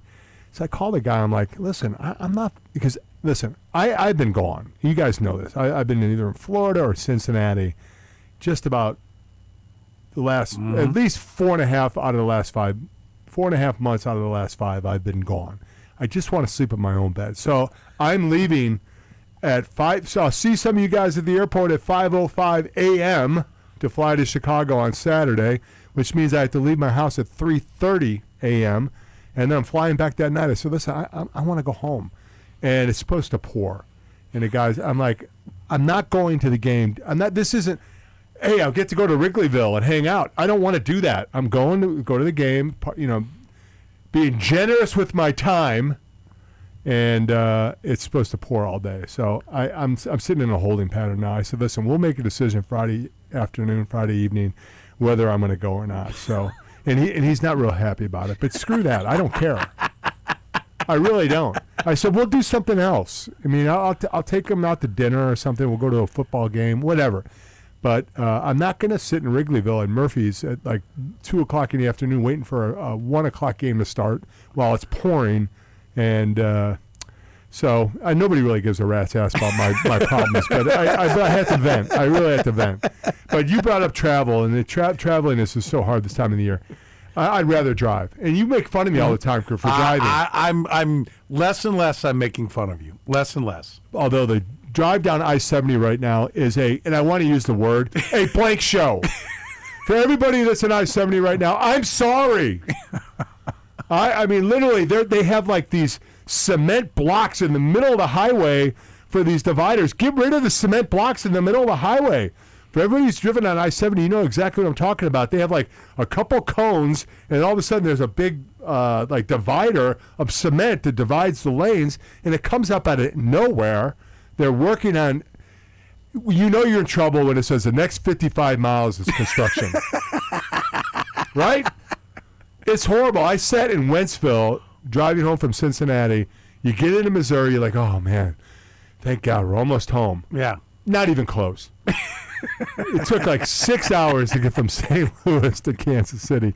And I sat in dead stop traffic in Wentzville for 45 minutes. So, two things. One, yes, you sir. say I always gave you trouble about driving. Yes. I gave you trouble about being a cheap bastard and not having a car down in Florida. to where you had to drive, otherwise you wouldn't have a car. That's what I gave you trouble for. If I had your kind of time, I would drive to Seattle. I don't care where it is, I would drive over flying. So I know. It's just I feel you. I 100% have your back on making the drive part of the equation. And I do love when you say 55 miles construction. 55 miles. The flashing sign. 55 miles. The good news is there's about 80 feet that they're actually working on. Oh, I know. Yeah. I mean, listen, I'm a big believer you slow down. They work their butts off. It's not an easy job. It's not against the guys doing the work. It's it's so frustrating. What was the idea of putting us all over to one lane for you have 55 to have miles? a 5-mile buffer to where they're working, and then a 5-mile buffer past where they're working. You're meaning that as a joke. No, that's the way they do it. That's the law? I don't know if it's the law, but that's the way they do it. Well, I'd be fine if that's what it was, if they'd stick to it. But, I mean, there are times you're like, we have been driving for like 20 miles, and there's nobody doing anything. Yeah. That's what gets frustrating. So I don't sweat any of the guys. The guys out there. Oh, they're working, awesome. Yeah, 100%. I wouldn't do it. And it's way too hard and way too dangerous. And there's idiots like us driving down 70, all frustrated, going 80 miles per hour when you can actually move. Yeah. When they get done, the smooth road, well, it's a dream. It is, like, compared to like the roads you get. Like, I'm thrilled once it's done, but when is it going to be done? Well, never. Yeah, never. So you got that going. It's a work in progress, like the Kansas City Chiefs. Yeah, right. First of all, have you seen any of the video of Patrick Mahomes jumping up and down on his leg? Well, I'm practicing, and just what's your reaction? What do you? I mean, we're not doctors. We're not doctors, but I'm like just shocked that he has as much flexibility and strength in that leg as he does. Really? Okay, that's good. But I am still concerned about that he is moving at such a fast pace that I'm just hoping that he's letting this thing heal correctly. Which, listen, I'm sure he is. There's a lot of doctors, there's a lot of trainers, he has his own personal trainer and all these people that are monitoring his activity to make sure that he's doing the right thing. But it's a minor miracle how far he's come so quickly. I still think that, it'd probably be the best for him to, maybe take the first couple weeks off and kind of get this thing at 100%, as close to 100% as he can for the season. But I don't think he's going to do it. I think he's going to play. I mean, if he's doing all this stuff right now in OTAs, basically, though, just for everybody out there, he's basically just doing 7-on-7. He's not doing 11-on-11. Which the reason why he's not doing 11-on-11 because some dumb rookie or free agent is going to fall on his leg. That would be a bad thing. That guy would be in big trouble if he fell on Patrick Mahomes. In fact, training camp scares the hell out of me because guys are going to be going full speed in pads, trying to prove something because there's a lot of young players like you guys have been talking about. Nobody knows everybody on the team. So there's guys trying to make an impression, and all of a sudden somebody pushes somebody over a guy and he lands on Patrick Mahomes' leg is my nightmare. So I just hope that they are monitoring this and making sure that he is taking everything into consideration with his healing process. Yeah, I do think they got to protect him from himself as part of it. And I had this conversation with Jeff and Sam on our podcast about, like Patrick Mahomes has been the ultimate cheat code. And if you dial up a play and you go, you leave only 5 in and you send 5 out and they bring an extra guy, well, Pat will evade and he'll bail us out and he'll either throw it away or maybe he'll even run for a first down or he'll get some positive yards. And Andy Reid's got to adjust. Like Absolutely. He cannot be leaving just 5 in all the time.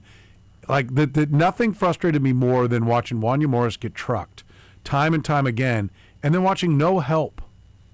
Like, Patrick, it cannot be, well, Pat will just make the guy miss. Has got to come out of the mindset of Andy Reid. And I will ask you, do you think at 67 years old he can change that mindset?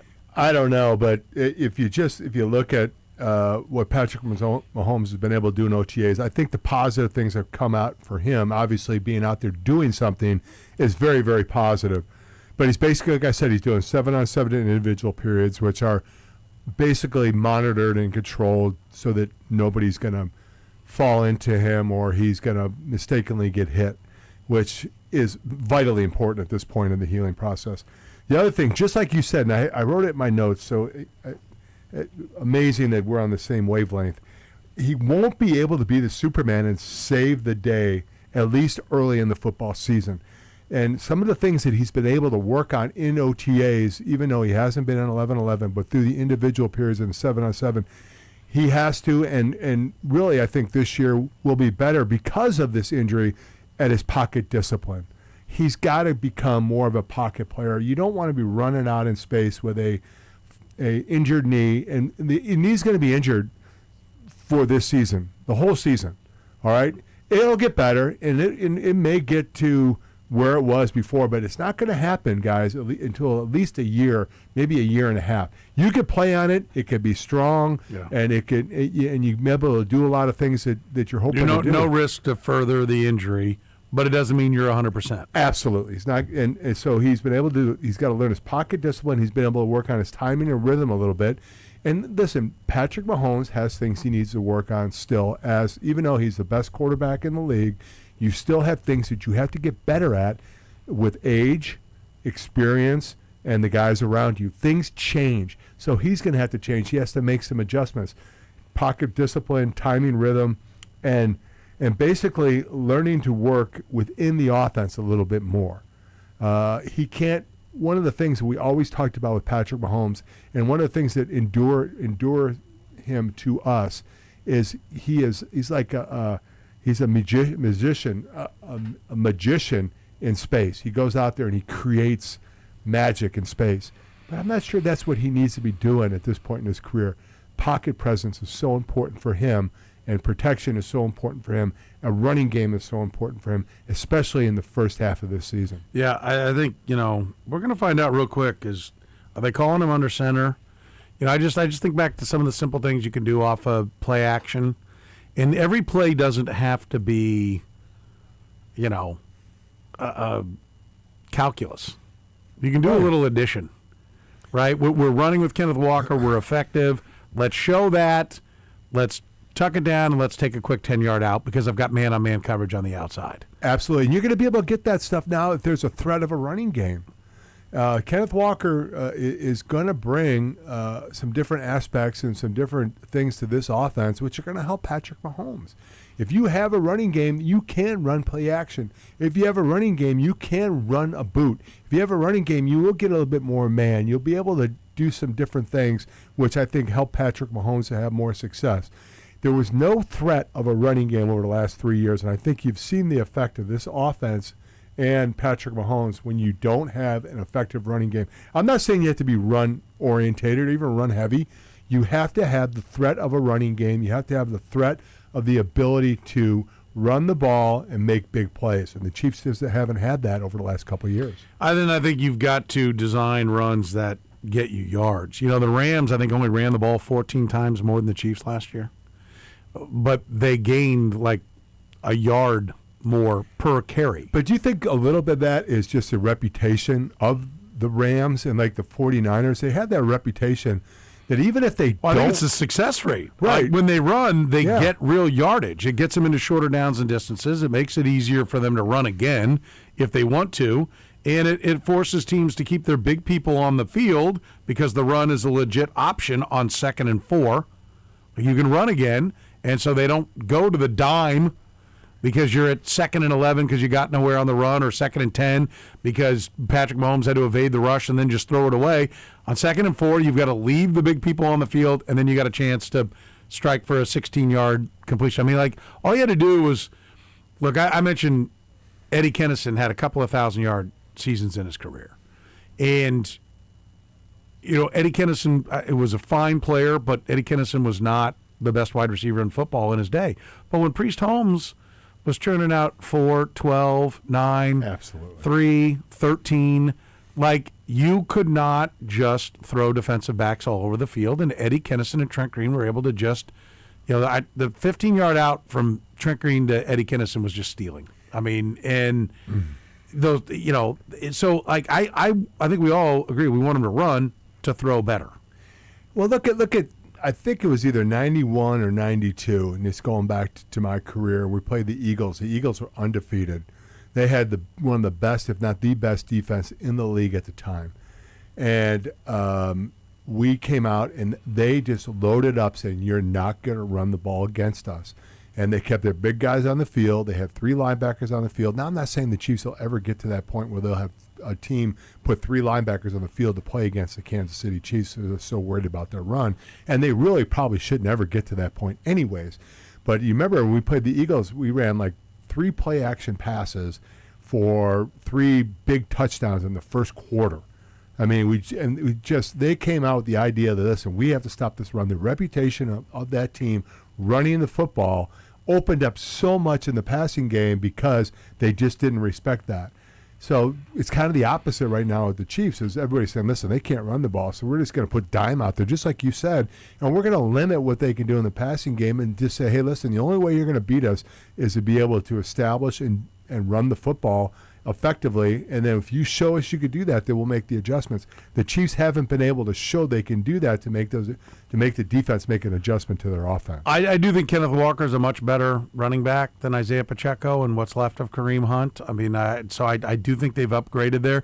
You know, there was somebody tweeted out, I don't remember who it was, I retweeted it. I think I did, maybe I didn't, but they showed Isaiah Pacheco and I want to say Yelding, the Alabama running back for the Lions. Jahmyr Gibbs. Jahmyr Gibbs. They showed them running the same drill. And it was a little video, little GIF of them running through like some pads or I can't remember what it was. And they simply said, what do you see here? And what you saw was how much faster Gibbs was getting through the drill than Pacheco. Pacheco was this, what we've all seen, the tap, tap, tap, tap, tap, all these steps and not really going anywhere, where Gibbs was maneuvering through things in half the steps. And so he was getting to the hole, theoretically, in this drill so much quicker than Isaiah Pacheco. So I do think Kenneth Walker is going to help that a lot. But, again, that's why I come back to it's not just calling the run. It's designing an effective run and blocking it effectively. And we've talked till we're blue in the face. Well, we've been talking about it since Eric Eager was still coming on as a guest and wasn't working for the Panthers about the RPO stuff is just absolutely castrating the offensive line of the Chiefs because they can't fire out. Now, to me, Brett Veach has sounded the alarm this offseason and talking about we've got these big guys inside, we got these bulldozers, we got to be more effective at that. The general manager, in my opinion, has said, I see it too. Okay, the question is going to be does the head coach? Right. Will he be committed to designing and implementing a run game that uses the guys that he has? Yeah. That's the question. Now, listen, Kenneth Walker, called a couple people, said, hey, how OTA's going, and some got back to me, some didn't. But the one who got back to me said, Kenneth Walker looks the part. He's got great vision. He's catching the ball effectively. And I heard Andy Reid in one of his press conferences call him, the guy's a monster. He's stronger than an ox. And Patrick Mahomes said he's eager to learn the system in summer so he can be ready to go in camp. Listen, is he the end-all, be-all? I don't think listen, he's going to help this offense to be more successful. But it's really going to have to come down to, can Patrick Mahomes make the adjustments to become more of that pocket quarterback, and will the wide receivers step up to make some big plays? Don't you look back and wonder why we all kept waiting for them to turn the corner last year? They were facing the lightest boxes in the league and couldn't run. Right. Like, as I look back on it, I'm like, what did we think was going to change? Why did we think they were – now, listen, offensively, their numbers were not down at the bottom before Patrick Mahomes got hurt. So they had their moments. But, I mean, it was a slow, painful grind, getting down the field. And even the receptions were short, and nothing took chunks. Everything was just a few yards at a time, unless Mahomes ran for 15. And we kept, and certainly the entire National Football League community, by that I mean odds makers, media, fans, were just like, no, we've seen this before. The Chiefs are about ready to explode, and they remain one of the favorites for the Super Bowl when what we were seeing was, well, they're not really very effective throwing the ball, and they're in-pass defenses, and the Chiefs can't get them out of it. Because even when they run, they're not effective. Like, what the hell did we think was going to change? and suddenly they were going to get better. Like I look back on it and be like, yeah, it's very. It walked like a duck, it quacked like a duck, it swam like a duck. It was a duck. Well, it's because they've been able to kind of pull it off and find ways of winning football games. And last year they just couldn't find it. I don't think they just didn't have the talent. And listen, I don't think anybody had a good year last year. Starting with everything from the owner all the way down, it just was not a good year out there. And this year they made some moves. We'll see if they happen, if they help it. Everybody asks me, well, what's OTAs all about? I mean, what are you doing out there? I mean, you do a little bit of 11-on-11 stuff. The offense goes against the defense, but you're running around T-shirt and shorts. The OTAs is basically about trust. Phase 3 of the NFL season is about trust. Who can you trust? Who can go out there? Who's going to show you that they're going to put the work ethic in? Who's going to put the studying in? Who's going to be prepared for every OTA practice? Who makes the mental errors? Who makes the mental errors over and over again? And that trust also will carry into the football season. I could tell you this. When Greg Hill came into the huddle, as an offensive lineman and as offensive lineman, like, oh, man, I hate to rip on Greg, but he's not listening, so what the hell. So, but it'd be like, God, Didn't he pass away? I don't Did think Greg so. Hill die? I don't. That's I thought, maybe I'll look it up. I don't know. Look it up. But if he did, I'm sorry, Greg. But I don't think he did. But I will tell you that, you could block it as well as you think you can block it. You can have all the different schemes. You can have all the different, plays that are drawn up to have success. If your back just isn't seeing it, isn't running hard, or isn't making plays, isn't a playmaker, then you're in it. It's like, oh man, so that you just didn't trust him. And then Marcus Allen would come in, even though he was 35 years old. You knew the guy knew where the play was designed to go. You knew he knew, how to find that little seam or that little hole to get through there and make a play, and you trusted him. That's what this offensive line. I think this is a really good offensive line. They didn't trust any of their backs last year. They didn't trust them. So it's just like anything else in life. If you're working with somebody and you just don't trust them, then the success rate is not where it needs to be. I think that these guys trust Kenneth Walker already. I think he's proved a lot to these guys just by his work ethic and kind of things that he wants, to get done and all the hard work he's put into, fitting in into the system. Now he can go out there and lay an egg and could be crappy. I don't think that's going to happen, but it could happen. But the thing is, I think right now that when he comes in the huddle, that offensive line, who I think can be one of the best offensive lines, they have 3 really, really good football players on that offensive line. I think they may have 4. Yeah. I think left guard and left tackle have the potential to be really good. Yeah, I agree. But they have to trust the guy that comes into the huddle, and that's what's being developed right now. This phase 3 is all about developing a trust factor for the guys around you. Then you go into mini camp, and it's a little bit more physical. I always hated mini camp because guys were going full speed and trying to make teams, and you had no pads on really. You just got your shoulders banged up and everything else. And then when training camp came around, you put those pads on, and you were able to do a lot more on the offensive line, especially. That's where I'm talking from because that's my experience. But mini camp is just, it's a little bit more physical. It's a little bit more intense. But it's all about building trust in the summer, and that's what I think some of these guys are getting done. And I heard you guys talking about it, and I've heard nothing but this coaching staff, especially on the offensive side, has changed its tune. It's changed its tune. There's more accountability. Now, will this lead to better offensive plays? I don't know. Will it lead to more wins? I don't know. But I promise you they will be held accountable. And I'm not saying that Nagy and some of the other guys didn't try to hold guys accountable.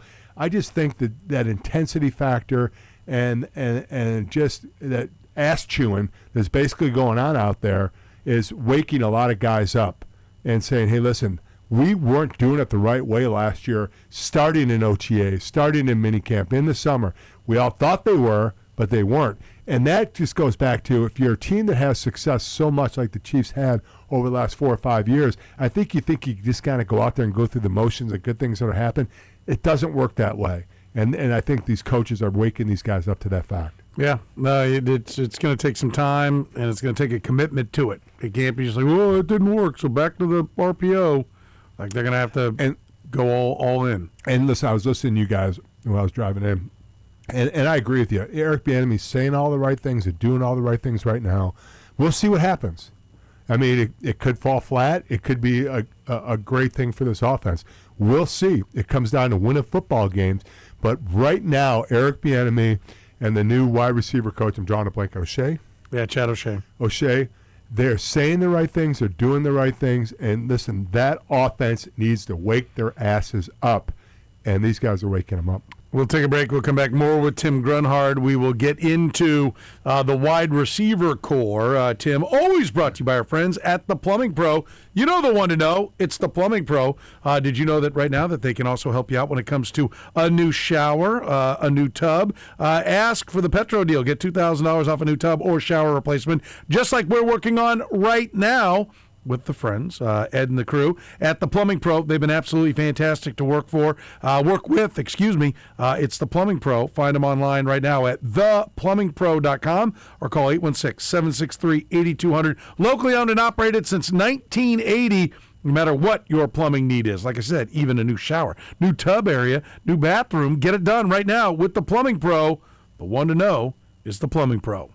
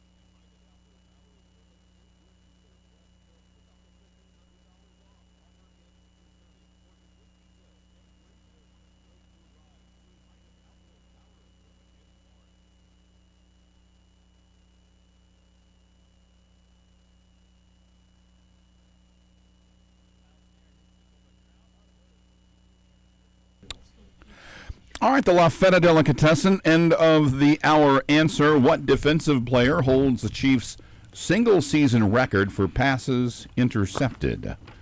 I nailed this. 4 different guys have had You did 10 in the nail it. season. You did right away. Right. Well, I've looked at those. Didn't even records. give us a chance. Long time Hall of Fame snub, I thought, finally got his just rewards. Inducted in 2008. Emmett Thomas. Emmett 12. Thomas. I even had the 12. number. You did. 12 in 1974. 12. Duron Cherry got to 10, didn't he? I think that's is that second best on the list? I think that's right. Player. Here we go. What about Albert Lewis? There were 4 10-pick seasons. Okay, hang on. Is Cherry one of them? No, he had 9 in really? 86 was his high. So one guy did it twice. Albert? No. Nope. Gary Barbaro? Gary Barbaro, the finest shag mullet ever. 1980. Lloyd Burris? Nope. These guys are older. Gary Green? Mm-mm. Older, yeah, like 60s further and back? early and then one in 1970. One guy did it twice. Did Bobby Bell?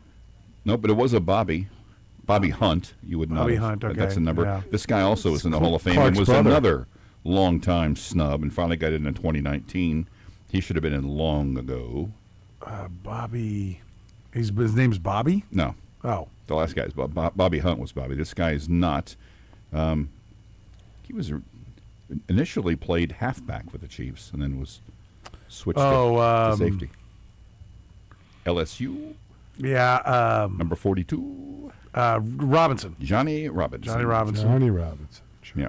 And so he did it twice, 66 and 70. Bobby Hunt did it in 66. Barbaro in 80. They all had 10. Emmett Thomas had 12 and 74. They threw the ball around a little bit. Not as much as they do now. Yeah. They weren't as good at throwing it around, too. Yeah, routinely guys would have, good quarterbacks would have 15 touchdowns and 20 interceptions. Who's the Chief that's out of the Hall of Fame that deserves it the most? That's a good question. Did Ed Buddy ever get in? No. He would say Otis Taylor, Pete would say Ed Buddy, and I would say Duron Cherry. Yeah. I think all 3 of those guys should be in. But Ed Buddy, I'd love to see Ed get in. And the obvious. Yes, Jim Tyre. Jim Tyre, which we don't mention enough because it's so blatantly obvious that he should be in. Like his credentials are beyond reproach. Yeah. He's the guy who the stats, everything that he did on the field speaks for it, but he's being held out for other reasons. The other 3 are guys. When we have this discussion, we literally don't even talk about him because it's so ridiculously obvious that he should have been in. Yeah. And do you think that his off-the-field issue? That's the only thing. I've done a number of interviews. Best left tackle in football for a decade. Yeah, documentary coming out. They were hoping was going to be detailed by him actually finally getting in. He will get in one day. I will. Has that not come guarantee out yet? I don't think it's come out yet. I think they're kind of waiting. I think it's in the can, and they're waiting to see how it's going to end to put the ending together. But if it has come out, I apologize. I'm Kevin Patrick wrong. Allen. Yeah, and we've had him on a couple of producer. times, and Bill Polian's one of the big guys driving to keep him out. It's brutal. That is brutal. Yeah, and it's like, and he openly says, well, because of what happened off the field, which we now know was. You know what? Medical, the CTE, science has proven Yes. what happened to it, and it's in the bylaws that has nothing to do with whether or not you're in or not. Yeah. So, yeah, it's. I mean, Claude Lemieux, the great player from the Canadiens, 3 days after he appeared at a playoff game, killed himself. His CTE. He had CTE. Well, have they proven that? Have they? That's what's believed. they haven't that's proven true. it yet, But I mean, those things happen in that regard, and it's clear it's the only reason he's being held out. The numbers are ridiculous. It is. He is without a doubt the most obvious Hall of Famer in all of football that's not in there. Yes. Yeah, mental health in the NFL. They just did a special on ESPN. I think it was over the weekend. Did you guys see that? On the guy from Dallas. Was it Breitland? Oh, yeah. Oh, yeah. Kevin, something like and that. Then there was the other wide receiver. That one. There was a couple wide that happened kind of receiver. back to back. One in Dallas and one in. Is it a whiteout? Moore. Oh yeah, Rondell Moore from Moore. Purdue and the Cardinals. Yeah. Sad deal. Man, that just broke my heart watching that. It's maddening to hear them talk about how they care about that stuff. And then, You're right. And then the people who are voting I want to be clear, the Fame. NFL, well, yeah, the people who are voting. The NFL, I think the people who are voting, the people that are holding Jim Tyre out. And I listen, I'm going to go to New York here in a few weeks, and I'm going to see Bob Glauber, and I'm going to kick his ass. Because he's been on that committee, and he actually sits there, and I've had him on the show talking about it, but like I can't unload on him the way I want to unload on him on the radio, because I'm going to be like, this is like the most preposterous thing you've ever done. Jason's become a good friend of mine over the years, Jason Tyre. And I'll never forget the first Super Bowl we met and went out and did some things, and he's, he finally felt comfortable wearing his dad's Super Bowl ring and wore it, and I said, man, you should be so proud of that. And it's kind of choking me up here a little bit, but tough situation. The whole family has suffered, and they've come out of it great people, great family, and hopefully. Could there be a better story for the importance of that and the cost of it? I mean, it would be an amazing. And that shouldn't even be a reason. But if they wanted another reason, and part this of man escaping finally this ridiculous stigma that's hovered around him for 40 years. I don't know all the facts around. I know some of them, but I know that listen, he was working so hard to provide for his family, and it just kind of all went away, and it was he just could not handle it. Yeah, I've done a lot of.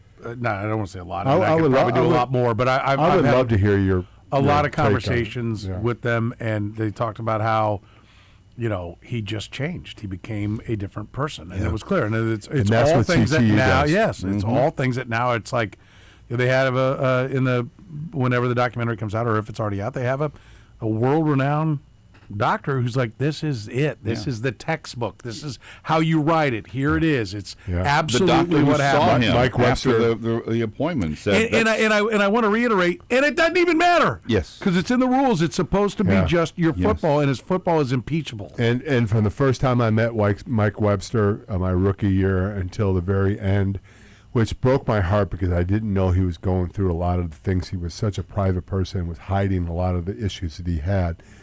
But that's the first person that I have met that certainly had CTE and changed. Yeah. I mean, he became a completely different person. And you're wondering, what happened to Mike? He's not only forgetting things, but just completely different than he was from 1990 to 95 or 96. It was an unbelievably drastic change. So, yeah, I mean, it's a real thing, and the NFL has done a better job. Now, I still think they can do more, but they've done a really good job of addressing some of these issues, and I hope they continue to do it. I agree wholeheartedly. I do think he's going to... You know what? How about a little compassion for me? You guys never give me any compassion here. You come in here, I come in here. We said thanks for the drinks, man. I mean, you guys rip me. You may, I'm working through. I'm working through a lot of issues too here. You guys. I don't know why you're lumping me in with Kurtis. Yeah. I don't understand what that's all about. What's that all about? I've been blessed to be able to, stay as healthy as possible. But man, oh man, there's a lot of guys that I played with. Oh yeah. Did you talk to and you're like, oh man, I hope he can get through. It's tough deal. It is. We're talking to Tim Grunhard here in the program. I mentioned the wide receivers. Yeah. No Rashee Rice here during this time, as he's in jail. He's in jail, and getting rehab on his knee in jail. Yeah, yeah. I'm sure he's doing a wonderful job. There's a lot of great stretching stuff in the yard. I saw something. There's some stretching going on. But I saw a story, and it was from then I lost it.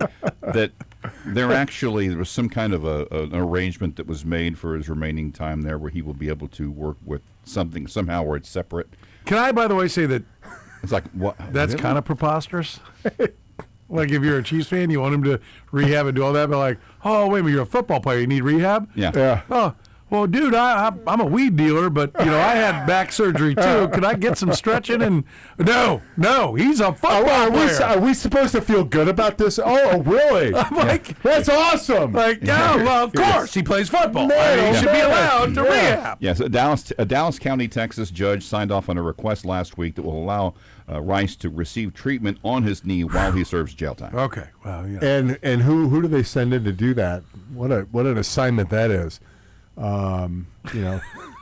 Hey, Mary, can you go to the jail and by the way, can you smuggle in this Italian bread? Yeah. This it's all right. Some nice good wine. fellas. On the late. Oh, you should see the meat I got. I got the good meat. The late night cable news lockup. You gotta Dallas slice. County. You gotta slice the garlic really thin, really thin with a razor blade. Yeah. But the one guy that has gotten a little bit of reps and maybe Jalen Royals. Yeah. Go ahead, make your prediction. Oh, I don't know. I don't know either. He looks in better shape. He's smoother on the field. He's getting a bunch of reps. A huge opportunity to gain experience and trust in the quarterbacks. What about Xavier Worthy? The wide receiver unit is all. You know what? I'm so glad that I actually did some homework for you today because I have all. It's perfect. I mean, I feel like we're on the same wavelength today. Yeah. The wide receiver, the most unsettled unit right now. Xavier Worthy wearing the non-contact. If you're wearing a non-contact shirt in OTAs, what does that say? Well, I don't even understand that. And they don't hit anyways. We'll hear the clip. Can somebody explain that to me? I can see Patrick Mahomes wearing it. Stay away from this guy. The force field around him is 10 yards. Stay away from him. But why does he have to wear a non-contact jersey and no non-contact? I mean, period. I do think this is the last hurrah for all of the guys that are currently on the roster because you've got a real wide receiver coach. There's no Andy's buddy's kid is coaching the receivers, so we can't really expect that these guys, are really going to learn anything. Andy's buddy's kid. Well, am I wrong? No. And so that's perfect. Now they, hey, you know what? Hey, Andy, what's up? My son needs a job. Yeah, send him over here. We'll have him coach. Receivers coach. Yeah. In fact, I got an ex-NFL wideout. I'm going to make him the running back coach so we can hire your kid. There is a little bit of I've said it, the problems arise when you start believing your own BS. And when you're like, yeah, I can take this kid with no experience, and I'm going to take my former NFL wideout who's kind of green as a wide receiver coach, but has no experience as a running back coach, and I'm going to make him the running back coach, and I'm going to put this kid at wide receiver coach. You're starting to buy your own BS. That's a perfect fit. So there's been a little bit of a realization that maybe we got to get some real guys. I've had, hey, can you help out my son, get him a job? Sure, yeah. You put him on the beer truck in the summer. Yeah.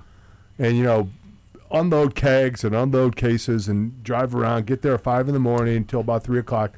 My kids did it. I'm happy to get your kids a job. Not to be the receivers coach. Not to be a receivers coach. Here with Thunderdome's running, as an intern kind of making his way into the payroll side of things. Good kid, bright future. He's running games.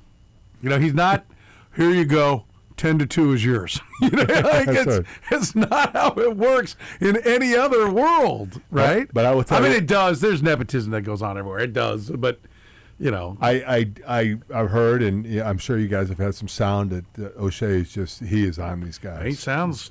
I like what I hear. But I love the resume. We'll hear it at the top of the hour. He was very complimentary of Xavier Worthy today. Well, his ball tracking skills. Look, his pluckability. Yeah, that's what I'll say. Like, if they all look the same, then it's them. They were bad choices. Yeah. But I leave it completely open that we are going to see. I think it's entirely possible. I'm not going to predict it, but it's entirely possible we will see every wide receiver take a major step forward. And the excitement around Xavier Worthy was, yeah, he's the fastest guy out there, but he's also a real wideout. This isn't just a track guy. Like, he's played wide receiver. You have to catch the ball with 2 feet in bounds. He didn't convert from being a DB a year and a half before like McCole Hardman. Right. So you're like, well, this is McCole Hardman, sure, but this guy's a real wideout. So our ceiling for him, and he was taking a full round higher, our ceiling for him is a lot higher. And then he goes out, you're like, What route does he run? He runs bubble screens and drag routes where he gets knocked on his ass and knocked out for 3 weeks because he ran into the tight end. I mean, you're like, what do we call that? That was like, I'm like, Are we going to teach him to turn the right direction when he catches And the I ball will in the tell middle you, of the field? the messaging. Or get his feet down? Yes. The messaging for the press, the messaging for the public consumption is a lot different than the messaging that's going on in the meeting room. I can promise you that from experience. Because, I'd have an offensive line coach, whichever one it was. Yeah, the offensive line looks good. Grunhardt's doing a good job. And I was getting my ass ripped in the meeting room and on the field and everything else. So the messaging, he could be saying, the right things to maybe build his confidence up a little bit. I don't know why he's saying it, but I promise you there's been times out there where the new coach has been like, dude, we are not doing things at all the right way. And I think that's a good message for those guys. It's woke them up a little bit, and I think it's going to be a positive. And that's all you can hope for. You say, listen, these guys come in. There's accountability, and there's a certain way of doing things that they're being held to that standard. We'll see. We'll take a break. One more with Tim Grunhard. Grunny's always brought to you by our friends at the Plumbing Pro. They can handle complete plumbing service, sewer, septic, drain installation, repair. The guys at the Plumbing Pro really dig their work. You need underground sewer or water lines replaced. They can handle that. I like what you did there. That little transition. They dig. Yeah, the dig. Yeah. I like Dig. They can even use the low-impact pipe bursting. It helps save your landscape, your driveways, your sidewalks. You need that new pipe. They can thread it right down the old one. It basically just breaks that old clay pipe open, and you got a new modern pipe that has everything going, and you don't have to dig everything up. They can save you a ton of money. They've been solving plumbing problems in Kansas City since 1980. Locally owned and operated. The one to know is the Plumbing Pro. Find them online at theplumbingpro.com.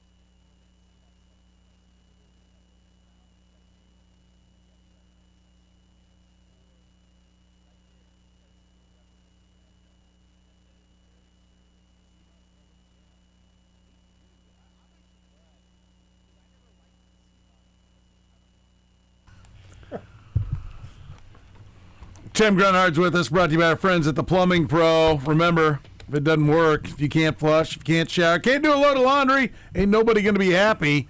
It gets serious fast when you've got plumbing problems. Call the ones I call. Call the Plumbing Pro. Call the folks Tim told me to call. For many, many years. When I was like, hey, my turns out the plumber I had forever is not who it was. It's they've been bought out and they suck. Well, call Steven the Plumbing Pro. Go do it. And I did it, and they're great. ThePlumbingPro.com. So the wide receivers are all fixed. The running backs are all fixed. Everything's fixed. You know? And we didn't even get to Seaboldt. Yeah, we got to get to him. Getting some first-team reps. Next week we'll talk. Yeah, absolutely. He's doing a good job, and he's getting some reps. Jalen Moore has not been practicing much. Did he get in? I have to ask Todd. I heard he hasn't practiced much. Well, once again, hey, listen, opportunity knocks. You got to take advantage of it, and Esso's been able to take advantage of it. So he's a big man. Listen, he hasn't started. He only playing a couple years of football. So a big dude who's going to give the Chiefs another option. That's a good thing. Tim, it's always a good thing when you come by. We appreciate it, buddy. I'll be here next week. All right, Tim Grunhard, football insider, life coach, all-around swell guy. We'll take a break, get you the things you need to know, and then James Palmer next hour.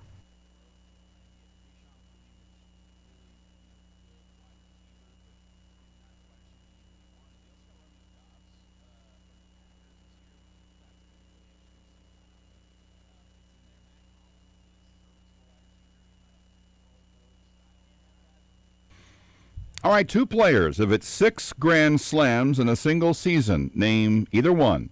Brought to you by La Feta Delicatessen.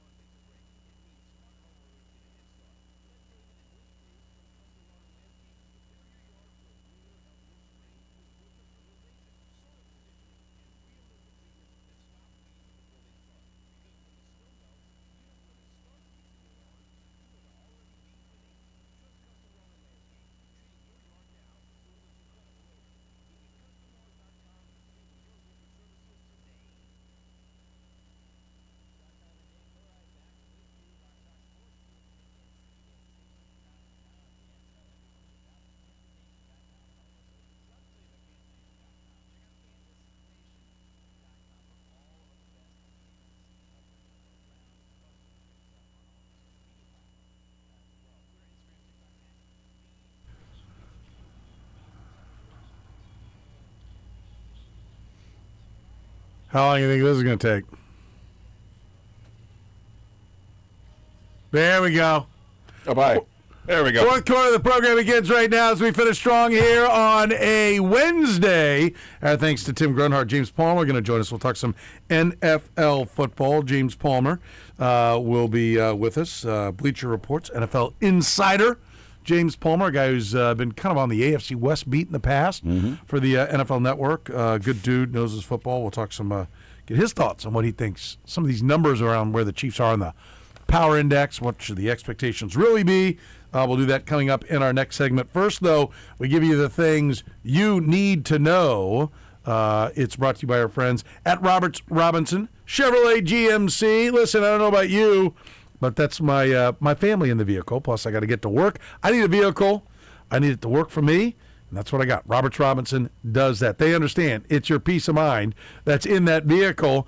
You don't want to be hassling around when you buy the car, and you want somebody who stands behind that car even after you drive off the lot. That's what you get with Roberts Robinson. Why would you go anywhere else? Mike Robinson and staff, absolutely fantastic to deal with in every aspect of that car buying experience, even when you drive off the lot. Whether it's Robbie in service, Tim in sales, Jordan in finance, Mike and his team are absolutely fantastic. See for yourself.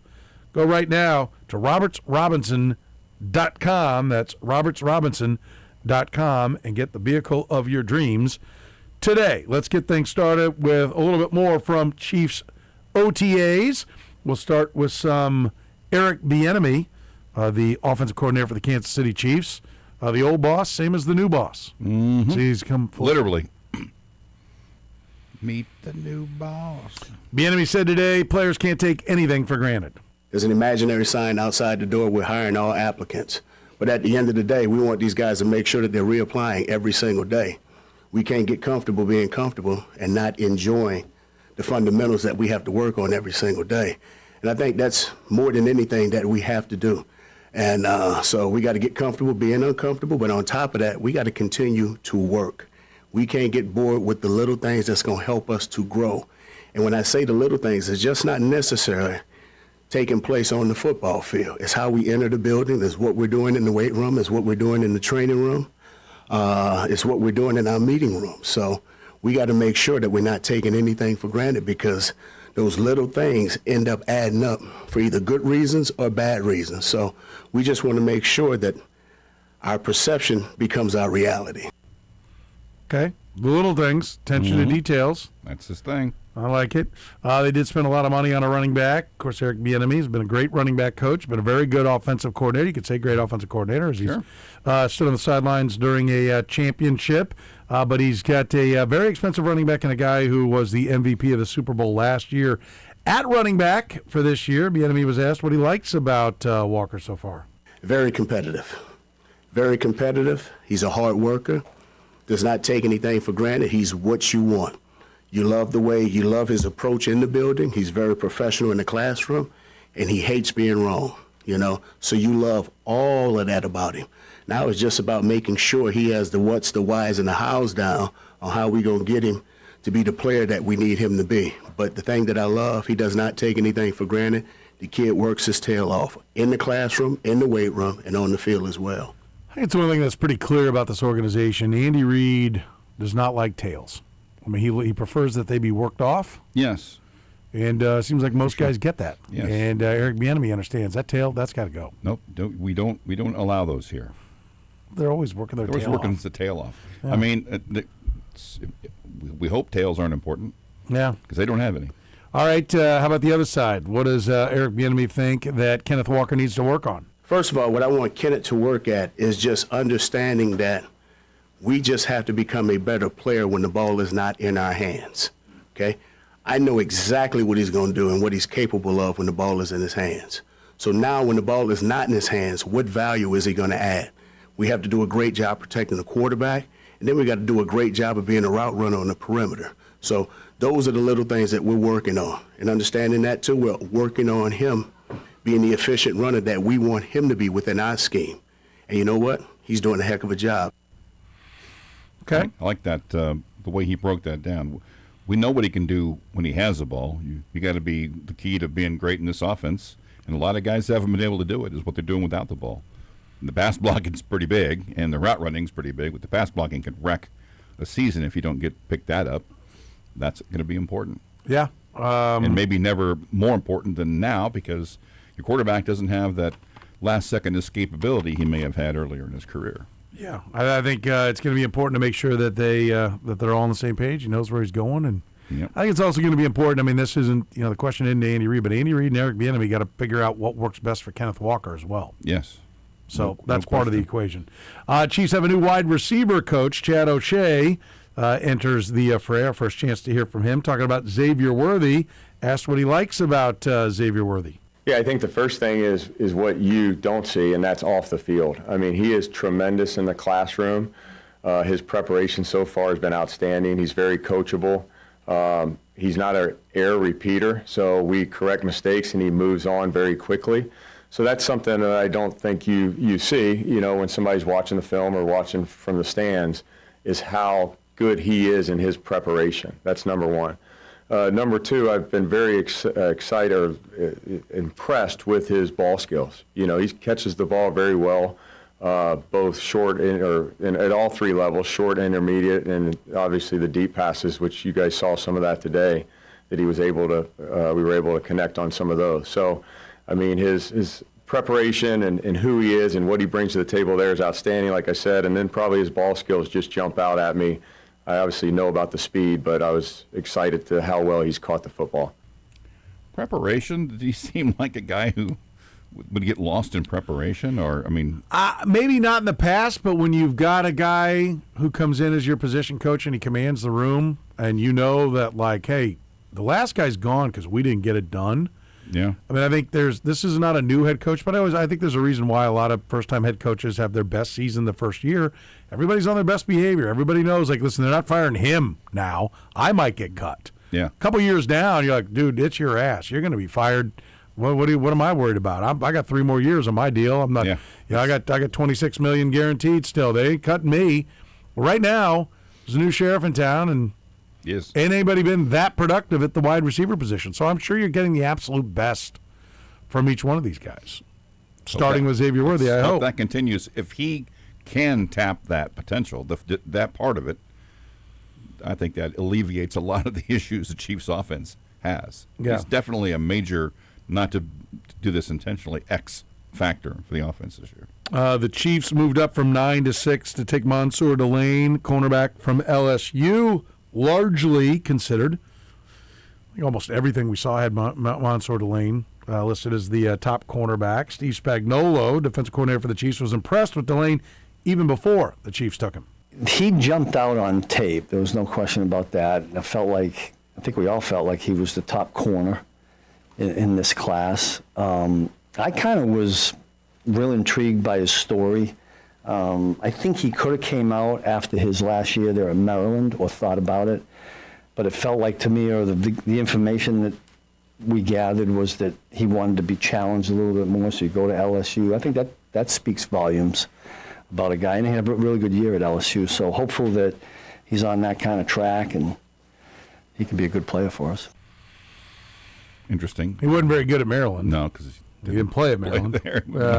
Maryland, Virginia Tech, Yeah, one of those ACC schools, or former ACC. Maryland's not even in the ACC anymore. Yeah, he's I'm sure the tape all blends together, but he knew he'd transfer. I mean, but the point I did like the overarching point was that he decided in college, I need to step up the level of competition, and he went to one of the toughest, into the toughest conference, no worse than the second toughest conference to do that, and that caught Steve Spagnuolo's eye to a degree. Double teams galore for Chris Jones. The Chiefs trying to get some help there. They take Peter Woods late in the first round. Spagnuolo asked what he's seen from his new D tackle. I've been really, really impressed with Pete. Like not only what he does on the field, but like the way he carries himself in the hallways. I think I've said this to you guys before. When you stand up in front of him in a unit meeting, you can see all the faces. I mean, you know whether they're in tune or. I mean, he's like focused, and that's a good thing, especially for a lineman. He seems like he's got football get it.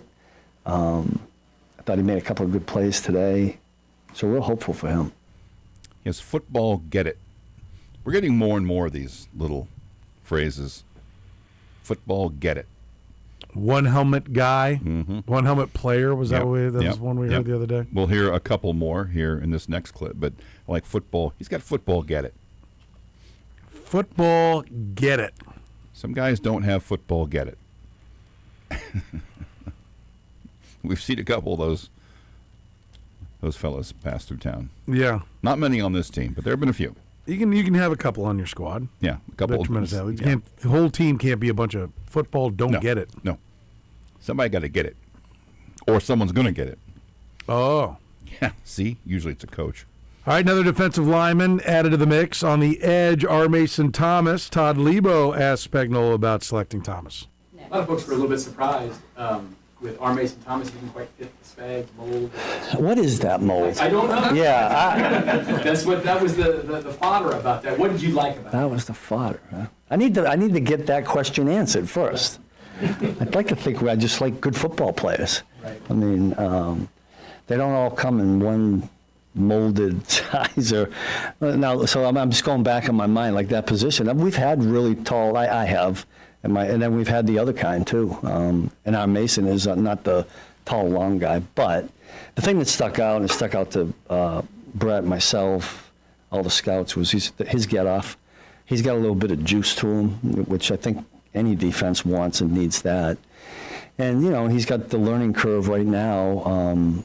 What was really good was having insight from DeMarco Murray, because anytime we are grabbing these guys from college and you don't have insight on what you can see on film, I always think it's a little bit risky. But DeMarco was great in sharing with what he thought about our Mason, and it all kind of became true. DeMarco Murray. There's going to be a day when we don't get to hear that every Wednesday, and or Thursday. Oh yeah, I agree. And I'm going to have a case of the Sads. Yeah, we're all Spag fans. But he has juice and get off. Did not address whether or not he had football. Get it? I did hear that part of the press conference. I don't know if I was getting in and out of the car, grabbing lunch or what, but he, on his own, volunteered the long, lengthy guys. Had that been part of the question before? Had that been a topic, the previous question? Not that Or is that like, that was what the is first. What is my type? And then you go right to the type that we all talk about? Then you've heard us talk about what we think your type is. No, I think it was more or less an order of, what have you seen? And then it was a question about Delane. So he brought up. There was a question about the cornerbacks who've left and what the message is for the new guys. Then we got to Woods. I remember, because he talked about seeing Trent McDuffie and Jalen Watson at somebody's wedding. Yeah, and he said one of the messages he would want to send some of the new guys is, hey, you can do this too. If you play great here, you don't have to necessarily stay here. You can make money and go somewhere else. And it was questions like that. And then Todd asked that question after that. There was no mention of So he length. volunteered the lengthy guy thing. So he's either heard it or that is his type. I think he's heard it. Because he's like, what is this my type thing? I think it's accurate. I don't think he needs to run from it. I mean, I think we'd all like, if you could be 6'6", with 7'6" wingspan, and then do all the other things that's required of a defensive lineman, I'll start there. Yeah, but seems like a good place to start. Those guys don't usually go at pick 40. I think the Uche thing when it comes to R. Mason Thomas is big, because if there's a player that they've had on the roster that looks like R. Mason Thomas, that's the guy. Mm-hmm. And he didn't get him on the field. No. Now, he didn't get him in training camp either. He Right. got him in the middle of the season. That's true. And so would it have been different if they'd had him in the off season? Figured a way to get him through all the they're like, installs okay, and stuff. did they get Uche in there? And it's like, the aptitude's not really there. But I mean, he's not going to pick this up along the way. Like, we're just spinning our wheels. Let's go another direction. I don't know. But the NASCAR package was like, that's the 07 Giants. It's been 20 years. Steve Spagnuolo's heard what his type is, I'm sure. But when you see 100 times. Charles Omenihu brought in, that looks like his guy. Yep. Yep. And at times he looked like you knew why he was his guy. There were some stretches where you're like, wow, I see what he sees in that guy. Yeah, for sure. All right, one more. Joe Cullen, the defensive line coach for the Kansas City Chiefs, asked about having a healthy George Karlaftis this year. Well, one of the things, and George doesn't say anything, but he broke his hand. I mean, he had a broken hand and didn't miss a game. And he had to have surgery during the bye week. And that was his power hand. So we where he likes to use his right hand and power there. So he's just healthy and he's excited, and it's going into his 5th year. And, And he knows the defense like the back of his hand. He knows Spags' defense and our defense well. And, I'm excited for him to have a great year. Did he give any thought to sitting out? No, not at all. I had another guy in my career had the same injury, Gerald McCoy, and his happened right before the bye, and he came in with a big cast on. The second play that he had a sack with it, and then he just mentally, but no, he was the same way. George was the same way. I think we knew he had a broken hand last year, but what we didn't know, I don't think, until today, was that he had surgery during the bye week, which was week 10. It was after the game that they lost at Buffalo, and before the game they played at Denver. That was the bye week. I'd not heard that he had actually had surgery that week. So that's of note. Hopefully we're seeing a better version of George Karlaftis this year. Other NFL news, Santa Clara District Attorney's Office issued a warrant for the arrest of 49ers wide receiver Brandon Ayuk, misdemeanor charge of exhibition of speeding. It's in reference to a video Ayuk posted to YouTube in December, in which he appears to tape himself from the driver's seat going well over the posted 40 miles per hour speed limit on a road that runs past Levi Stadium. Good God. He was going triple digits. I mean, 40 over the speed limit. Yeah. I mean, are we is it Dunnsville? He didn't even go to Georgia. First of all, he's driving 100 and videotaping. Yes. You know. That's like you do. And I'm guessing it wasn't during the day, which makes it even more dangerous to be driving that fast at night, because you probably wouldn't have the ability to drive that fast during the day. I don't know what road goes by Levi Stadium, but I guarantee the speed limit's not 99. Would you trade for Brandon Ayuk? I don't know. No, I wait for him to release him. Yeah, no, I wouldn't. Yeah, I wouldn't trade. I'm not giving up. I was thinking, just would some you take conditional him? seventh thing? Nah. Okay, maybe. Yeah, if we want to get to it. Nothing Make sure of, you don't nothing have to of any compete. value. But this is a my guy. He's clearly a my guy. And so can you possibly bring in a guy who was, maybe with Chad O'Shea now? There was no way. But talk about having people thinking they have a type now. Yeah. Oh, so you got one guy who's missed all these games and did this and that for driving over 100 miles an hour. You're going to bring in a guy who just did it again? Yeah. And was videotaping it? There was initial hope that Micah Parsons would be back early in the season. Apparently, the star edge rusher has come to terms with the fact that that's probably not going to happen. Said today he's just past the 5-month mark from his ACL surgery. His procedure included a meniscus work as well.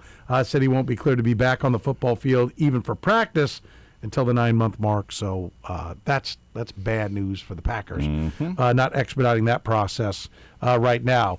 Knicks center Mitchell Robinson is expected to be available for Game 1 of the NBA Finals. Full participant in practice yesterday. Remember, he had surgery on a broken pinky finger, I think it was. But he's going to be good to go in Game 1. You'll hear Game 1 right here on Sports Radio 810 WHB. Knicks and Spurs. Spurs, 4.5-point favorites, 7:30 on ABC and right here on Sports Radio 810 WHB. The Royals back at it as well. Royals at Reds. They try to win the series. 6:10 on Royals TV. Kolek versus Burns. Reds minus 158 favorites. We'll see if Stephen Kolek can keep doing what he's been doing. They missed Burns in the opener, but it was an illness, not an injury, so he's feeling better now, and he'll pitch tonight. That's one of the reasons they're 158. It's not a terrible. I've seen worse numbers, but yeah, it ain't good. Probably only close because of Kolek. We'll talk some more NFL football. James Palmer from Bleacher Report joins us next here in the program. The program with Soren Petro. Thank God there's only one of these a day. Weekdays from 2 to 6 on Sports Radio 810 WHB. All right, listen up. Getting older is a part of life. Feeling exhausted all the time, that does not have to be part of your life. If your energy's down, if your sex drive isn't what it used to be, maybe you're trying to work out, but you just don't have the same oomph. Your focus, maybe that's off. If you just don't feel like yourself anymore, it may be time to head to the Low T Center. About 1 in 4 men over the age of 40 have low testosterone, and for many men, the symptoms happen gradually. So you might not even notice that it's actually going on. You might think, well, I think it's just stress, or I've been having to work more. Maybe it's a lack of sleep. Maybe I'm just getting older. Listen, the Low T Center provides specialists in hormone health and testosterone replacement therapy. That's right. That's what they do. They specialize in it. They use lab work, the symptoms, the health history, and the personal goals to create treatment plans that are tailored to your specific needs. Each patient gets their own plan. No two men are the same. Why would you treat them all alike? Low T Center doesn't. TRT may help support energy, focus, libido, body composition, mood, and overall quality of life. You don't have to settle for feeling less than your best, not at the Low T Center. The Low T Center works with most major insurance providers and offers free testosterone tests for men who want answers. So what are you waiting for? Go to their website, fixmylowt.com. That's fixmylowt.com, and book your appointment today. Again, the website, fixmylowt.com. Get a hot deal on a new Buick at Robert Brogdon's Olathe Buick GMC. All models feature 0.9% APR, including the fuel-efficient Encore GX and Invista. Shop their huge selection at robertbrogdon.com. Must finance your GMF 36-month term. Hi, this is John with Pyramid Roofing. When it comes to protecting your home or business, experience and trust matter. For more than 30 years, Pyramid Roofing has protected Kansas City homes with top quality materials and expert craftsmanship built to withstand tough winters and the hottest summers. If you think your roof may have damage, let my team take a look and give you an honest assessment. Call 816-966-1101 or visit pyramidroofingkc.com. Pyramid Roofing, your home deserves the best. You'll pie.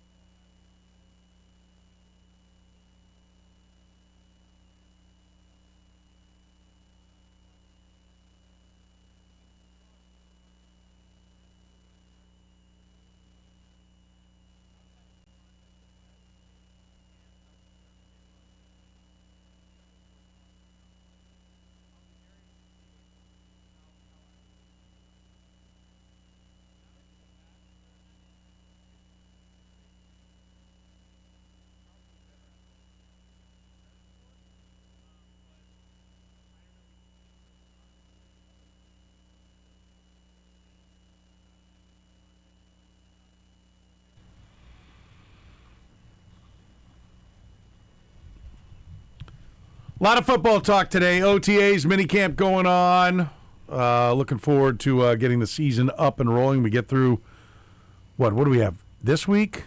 How many more weeks of OTAs? This one and next? This is the only week of the last week of the OTAs. Next week's mandatory minicamp, and then they go black till training camp. So this week and next, and then training camp right around the corner. Our coverage of the National Football League brought to you by our friends at Applause Custom Sight and Sound. If you love the NFL football, the college football like I do, have Applause Custom Sight and Sound build you your football theater, in-home theater. Call it what you want. Multiple TVs all working together, all able to be controlled right there from your smartphone. It's how I stay on top of football. Applause Custom Sight and Sound. Kansas City's best when it comes to smart home technology. Rocket fast Wi-Fi in and around your house. How about putting that security and surveillance on there as well? Climate control, all right there on your phone. Applause has been in business for almost 25 years. They're Kansas City's best in an industry where most companies don't even last a couple of years. Like I said, they're well over 20. Call 913-498-1183. Find them on the web at applausetheater.com. We welcome a friend of the program, James Palmer, does a fantastic job, NFL insider for Bleacher Report. James, how are you, sir? Good to hear your voice, buddy. What's going on? Well, not a lot. Getting excited for football, and we're in strange territory here because for quite a while, been one of the favorites when it comes to talking about the Kansas City Chiefs, and now a team that's looking at 9th, 10th, 14th on these different power polls. I'm curious, what's your expectation for what a 6-11 Chiefs team is with a quarterback coming back from major reconstructive surgery? Yeah, I appreciate you guys having me. I honestly, I still think their chances are better than Denver. I think they are ranked higher than Denver in some places in terms of Super Bowl odds. You still have Patrick Mahomes. You still have Andy Reid. I think the return of Eric Bieniemy, honestly, is maybe, I don't know how it is in Kansas City, but I think on a national sense, hasn't been talked about enough in the impact that it can have in a variety of ways, because we all know EB so well. For that offense, I do think there's going to be some changes. I do think there's going to be some things that need to be figured out, specifically probably on the back end, and maybe there's some pieces that can be filled out between now and the start of the season in Brett Veach's mind. But at the same time, I just think the division is tough. I see the Chargers. I feel like we say this every year, Soren, like maybe this is the year they stay healthy, but right. I don't see them playing the entire year without both their tackles. Like they did this past season.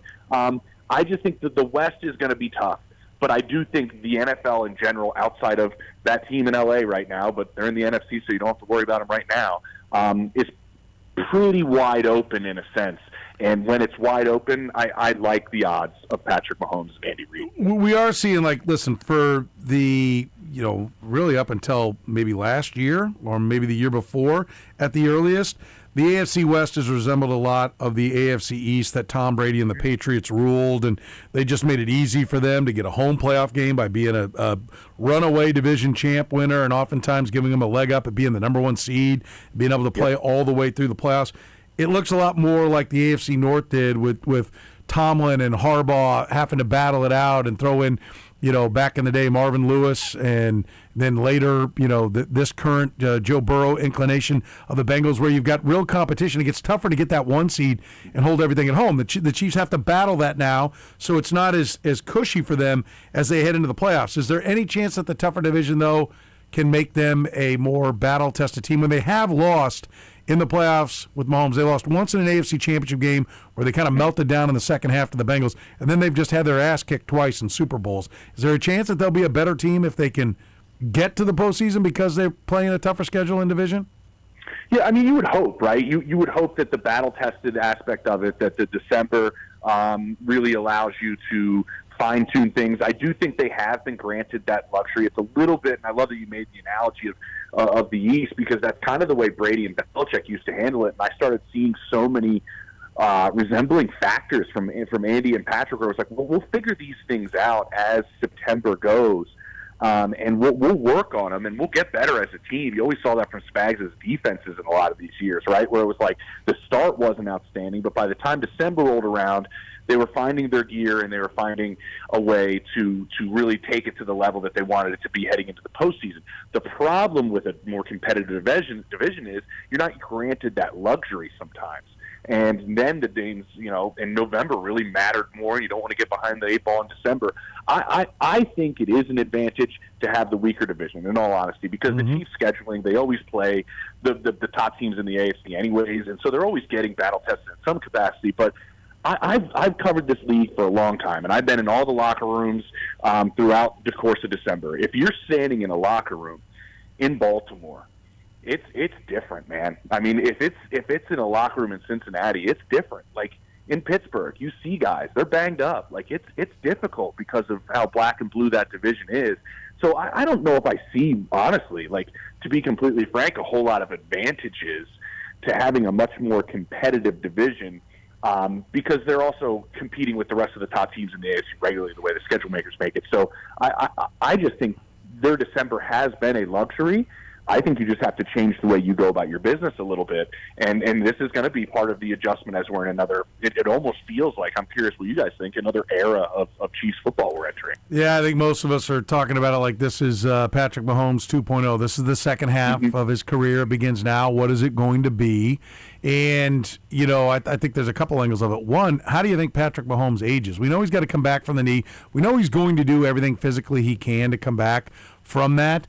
But what do you think of his game as an aging quarterback, right? Like Sam McDowell does. You've been on with Sam on our Red Golden Bowl podcast. Yeah. He made the great point. He likened it, and I think Aaron Rodgers is a good comp. I also, people don't want to hear this, but I think Donovan McNabb can be a good comp as well, and he kind of fell off a cliff as he got old and when his legs weren't there, and also he got away from Andy Reid.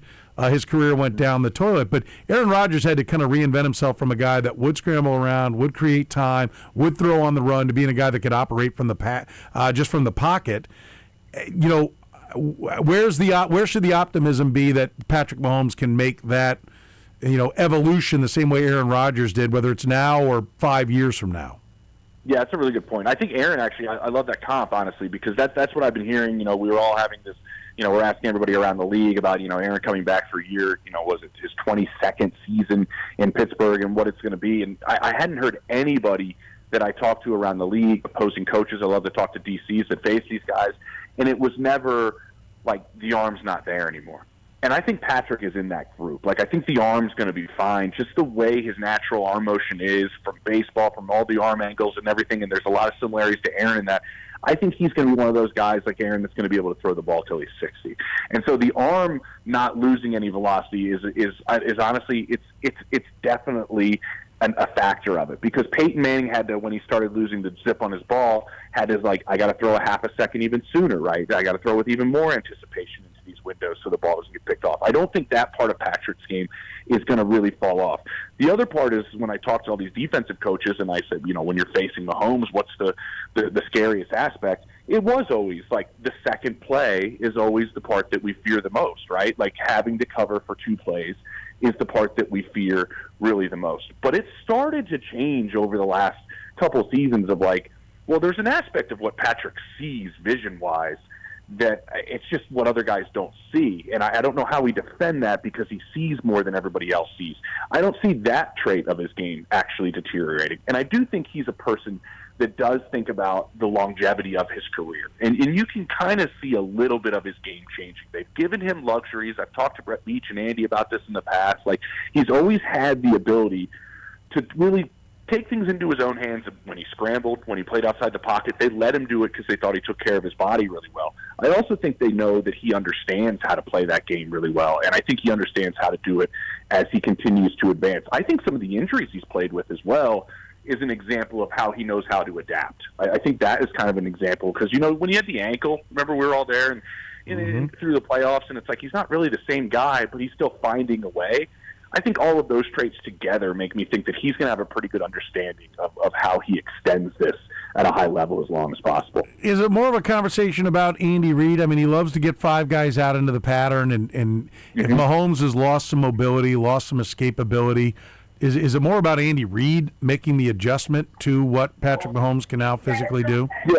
Yeah, it's an interesting take, because honestly, the first name that jumped to me when you said that was Joe Burrow, because that's the world that Joe Burrow lives in, right? And Joe prefers that. He wants 5 guys out.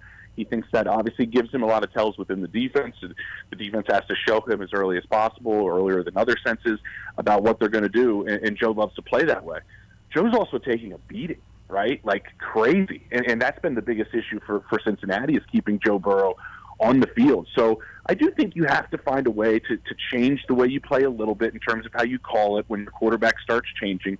But also, like, does your quarterback start playing quicker and quicker? Like, Brady barely moved when he was in Tampa, right? Like, if I have the answer beforehand, I can get rid of the football quicker. Now, the same thing would be maybe some of these longer developing routes are probably not called. Some of this stuff that's a little bit quicker with me getting rid of the football might be where Andy would maybe adjust it, because that's the way Tom did it. It wasn't like there was these long developing concepts down the field when he was in Tampa and he wasn't really moving much. Like, and I'm saying that's Patrick way down the road, isn't it? In his 40s. But I do think there could be a sense of how you change the play calling just a little bit, but at the same time, I think he does have the ability to get rid of the football quick enough that you could make a couple of adjustments, but still put that many guys out in patterns for sure. The Chiefs clearly decided that the inexperience they had at the wide receiver coach was a part of the problem. They went out and got a very accomplished wide receiver coach in Chad O'Shea, guy who's been a passing game coordinator. So they really upgraded that spot. When you look at Rashee Rice, who is in jail and now I guess is being allowed to have therapists in to help him rehab his knee while he serves his 30 days, but has been clearly a knucklehead again.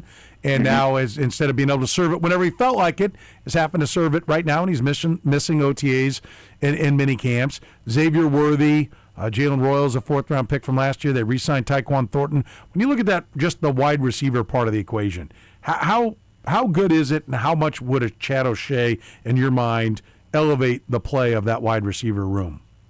I think that's $1 million question in Kansas City right now.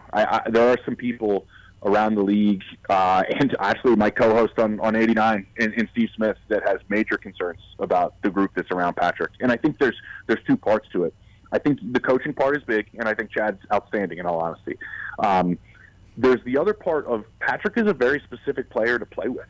He's a feel player. He's a feel quarterback. I mean, there's a reason why this sixth sense thing with Travis has been one of the greatest connections we've maybe seen in this league's history. Is he's a big trust guy, and most quarterbacks are trustworthy, big trust guys. But Patrick's maybe on another level in terms of he really has to trust you in how you operate, and he really plays with a ton of feel. And it's sometimes not super easy to play with a quarterback that plays like that. You have to understand how they play. And I also personally just feel you have to draft the right players to play that style. And it has to be a trait that's somewhat in that player, that they have that feel for the game. I think Rashee actually has that. That's why they've had some of that connection where, those shallow crosses and that stuff over the middle of the field. Like, he has a good feel for space. He has a great feel for throttling through that route and figuring out, how he can find his steps and spots. And Patrick feels that as well. I think that part, I don't know, in all honesty, how much is taught or how much is innate within a player. I don't know the percentages. But I do think you're going to have a wide receiver coach make sure that they can instill even further, if they can add another element to this, in playing the way your quarterback plays. Because I do think, people around the league have said to me, Patrick plays in a very specific way. He is a very feel quarterback. There's a lot of flow to his game. It's not drop, ball out, go. It's a little different. It's outstanding. He's the best at it. But it's a little bit different to play with. I think they know that in terms of the players that they need to draft, but I don't think you really know it until you're seeing them play with Patrick. So I think that part of the offense, to me, is what I had my eye on this offseason for sure. We're talking to James Palmer right now, NFL insider from Bleacher Report, as we talk about the Kansas City Chiefs, also co-host of the 89 podcast with Steve Smith Sr. Kenneth Walker was brought in. His best numbers were produced when they lined up under center with the Seattle Seahawks. The Chiefs haven't done that much. It's something that a lot of us here in town, screamed for last year, that they need to get more power in the game, get away from the RPOs. It's something we've talked about for a lot of years here. And listen, just because Andy Reid answered the question and said, well, he can run from shotgun, he can run anyway, doesn't mean that they're going to not get under center. But it definitely made a lot of us go, really? Are we just headed to same old? How, Kenneth Walker was not the most prized running back free agent until maybe the last 4 games of the regular season and his postseason and Super Bowl run. How optimistic should Chiefs fans be that Kenneth Walker is, one, going to be all that he can be and that Andy Reid will use him correctly? Yeah, that question has been asked of Andy Reid since my dad was covering Andy Reid in Philadelphia, as a broadcaster and as a reporter, that's always been an off-season question of, is he going to change this because now this back comes a part of the equation? And I think that's a thing that's going on around the league right now. It's happening. I mentioned Philadelphia. It's happening with whether Jalen Hurts is going to get under center more. And that helps, Saquon Barkley, who's an outstanding back who would prefer in all honesty, to run behind a quarterback that's under center, and they still didn't do it. And that's one of the best backs in football because the quarterback wasn't, really wanting to go under center. I think Patrick's a little bit more inclined to go under center than, say, Jalen is, but I want to see how it changes. I want to see how Emmett Johnson plays into it because it was interesting. We had, you mentioned the podcast, we had Maurice Jones-Drew on the other day talking about the fit with these different backs, and I think we all know MJD's relationship with Eric Bieniemy, and they talked a ton about Emmett Johnson, and they talked a ton about maybe using two backs at the same time, and maybe, obviously we know that Kenneth Walker comes from a split backfield. Is that something that's going to continue more, or did you pay for this guy to be your workhorse? I think there's a lot of unknowns in how you're going to use it in the backfield, but I just think if you paid for that, can you find a way to have your play caller and your quarterback adjust? We'll see. Yeah, we're going to find out. It's one of the biggest questions they've got to answer. We were talking about the AFC West and how difficult it will be. Where do you sit on what Justin Herbert and Bo Nix, and maybe to a lesser degree Mendoza is going to be with the Raiders, but particularly Herbert and Nix? It's funny because a lot of people seem to like Herbert, but he doesn't win in the postseason. Nix has gotten to and won in the postseason, but nobody seems to give him any credit. In fact, a lot of last year, people were talking about him like he was the worst starting quarterback in football. Where do you sit on the talent level that's there in Herbert and Nix? Yeah, and they're both in unique situations. I mean, we'll start in Denver because that's where I'm standing right now. And, I don't think anybody in football thinks they're going to go 12-3 in one-score games again or whatever it was. The reason that sentiment was out for him was, and I heard this from a lot of defensive coaches, like there's guys open. Like Sean Payton is scheming guys open. He's missing guys. He's missing guys mostly to the benefit of Denver through quarters 1 through 3. And then when the fourth quarter rolls around, there's some aspect of Bo Nix that's this gamer part comes out in him, and he kind of plays a little bit freer. And Sean said to me, and I think this is a great way to describe it, he used a basketball analogy comparing Bo Nix to Drew Brees. And he was like, if we're inbounding the ball and we're down 1, and I have Drew as my point guard, we're calling a timeout and we're setting something up and we're going to design the perfect play and Drew's going to do it and we're going to win by 1. If I have Bo Nix as my starting point guard and we're down by 1 and we inbound the ball, I'm not calling timeout. We're just going down the court and playing because that's the way Bo works. And so that aspect of Bo's game they're trying to lean into, but they have a brand new play caller and Davis Webb coming in. And if things don't start out well, does Deshaun come back in and want to kind of take back over play calling? I mean, it's a huge unknown because Sean's never really done this before. So I think that part of Denver's offense is going to be very, very interesting to watch. But usually the third year of Sean Payton's system is when a quarterback, I'm told, really takes ownership to it. But they're changing play callers in that sense. And then with Herbert, this is a big change too. I think they're still going to run the ball a ton.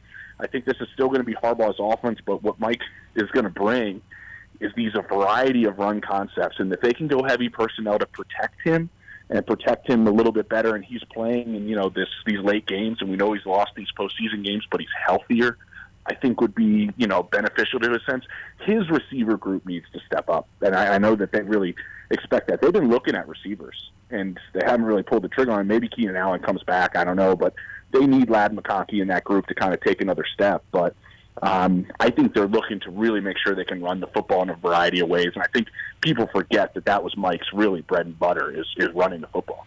All right, one more thing I want to get before we give you the Final Four, and that's what did you make of the Patriots? I mean, I think Myles Garrett, I think we can all see that one. Like, we know what the Rams are doing, and I think we know what the Browns are doing, and it makes sense on both sides. But there's much more debate about the A.J. Brown trade. I get what the Eagles are doing. They've got a disgruntled guy. Get him out of town. So I get it. And they got a first-round pick out of a guy who's 29 years old. So I get it from the Eagles' standpoint. Is there any reason to question why the Patriots are doing this? I think so, because I think there's a durability factor. AJ is one of the hardest workers I've been around, but at the same time, these knee issues have not gone away. He's managed them brilliantly. They were a concern for the Rams. It's one of the reasons why the Rams kind of backed out of the deal. The other part was they couldn't get a deal done to send probably Devontae Adams elsewhere. They had to do both at the same time. But I know the knees were a concern for the Rams. The part that sells me is, tell me who they've drafted at the receiver position well. It just seems like a position that they don't draft very well. And if you don't do that over a number of years that they've had, N'Keal Harry, the list goes on, Polk, if you keep missing at a position, get a known commodity, I guess. You know what I mean? Go get somebody that you know you're not going to miss on in terms of the draft because you know that they can play. That's the selling point I can see, and obviously the relationship with Vrabel. But I think they are banking on, like, we got to the Super Bowl, the window's now.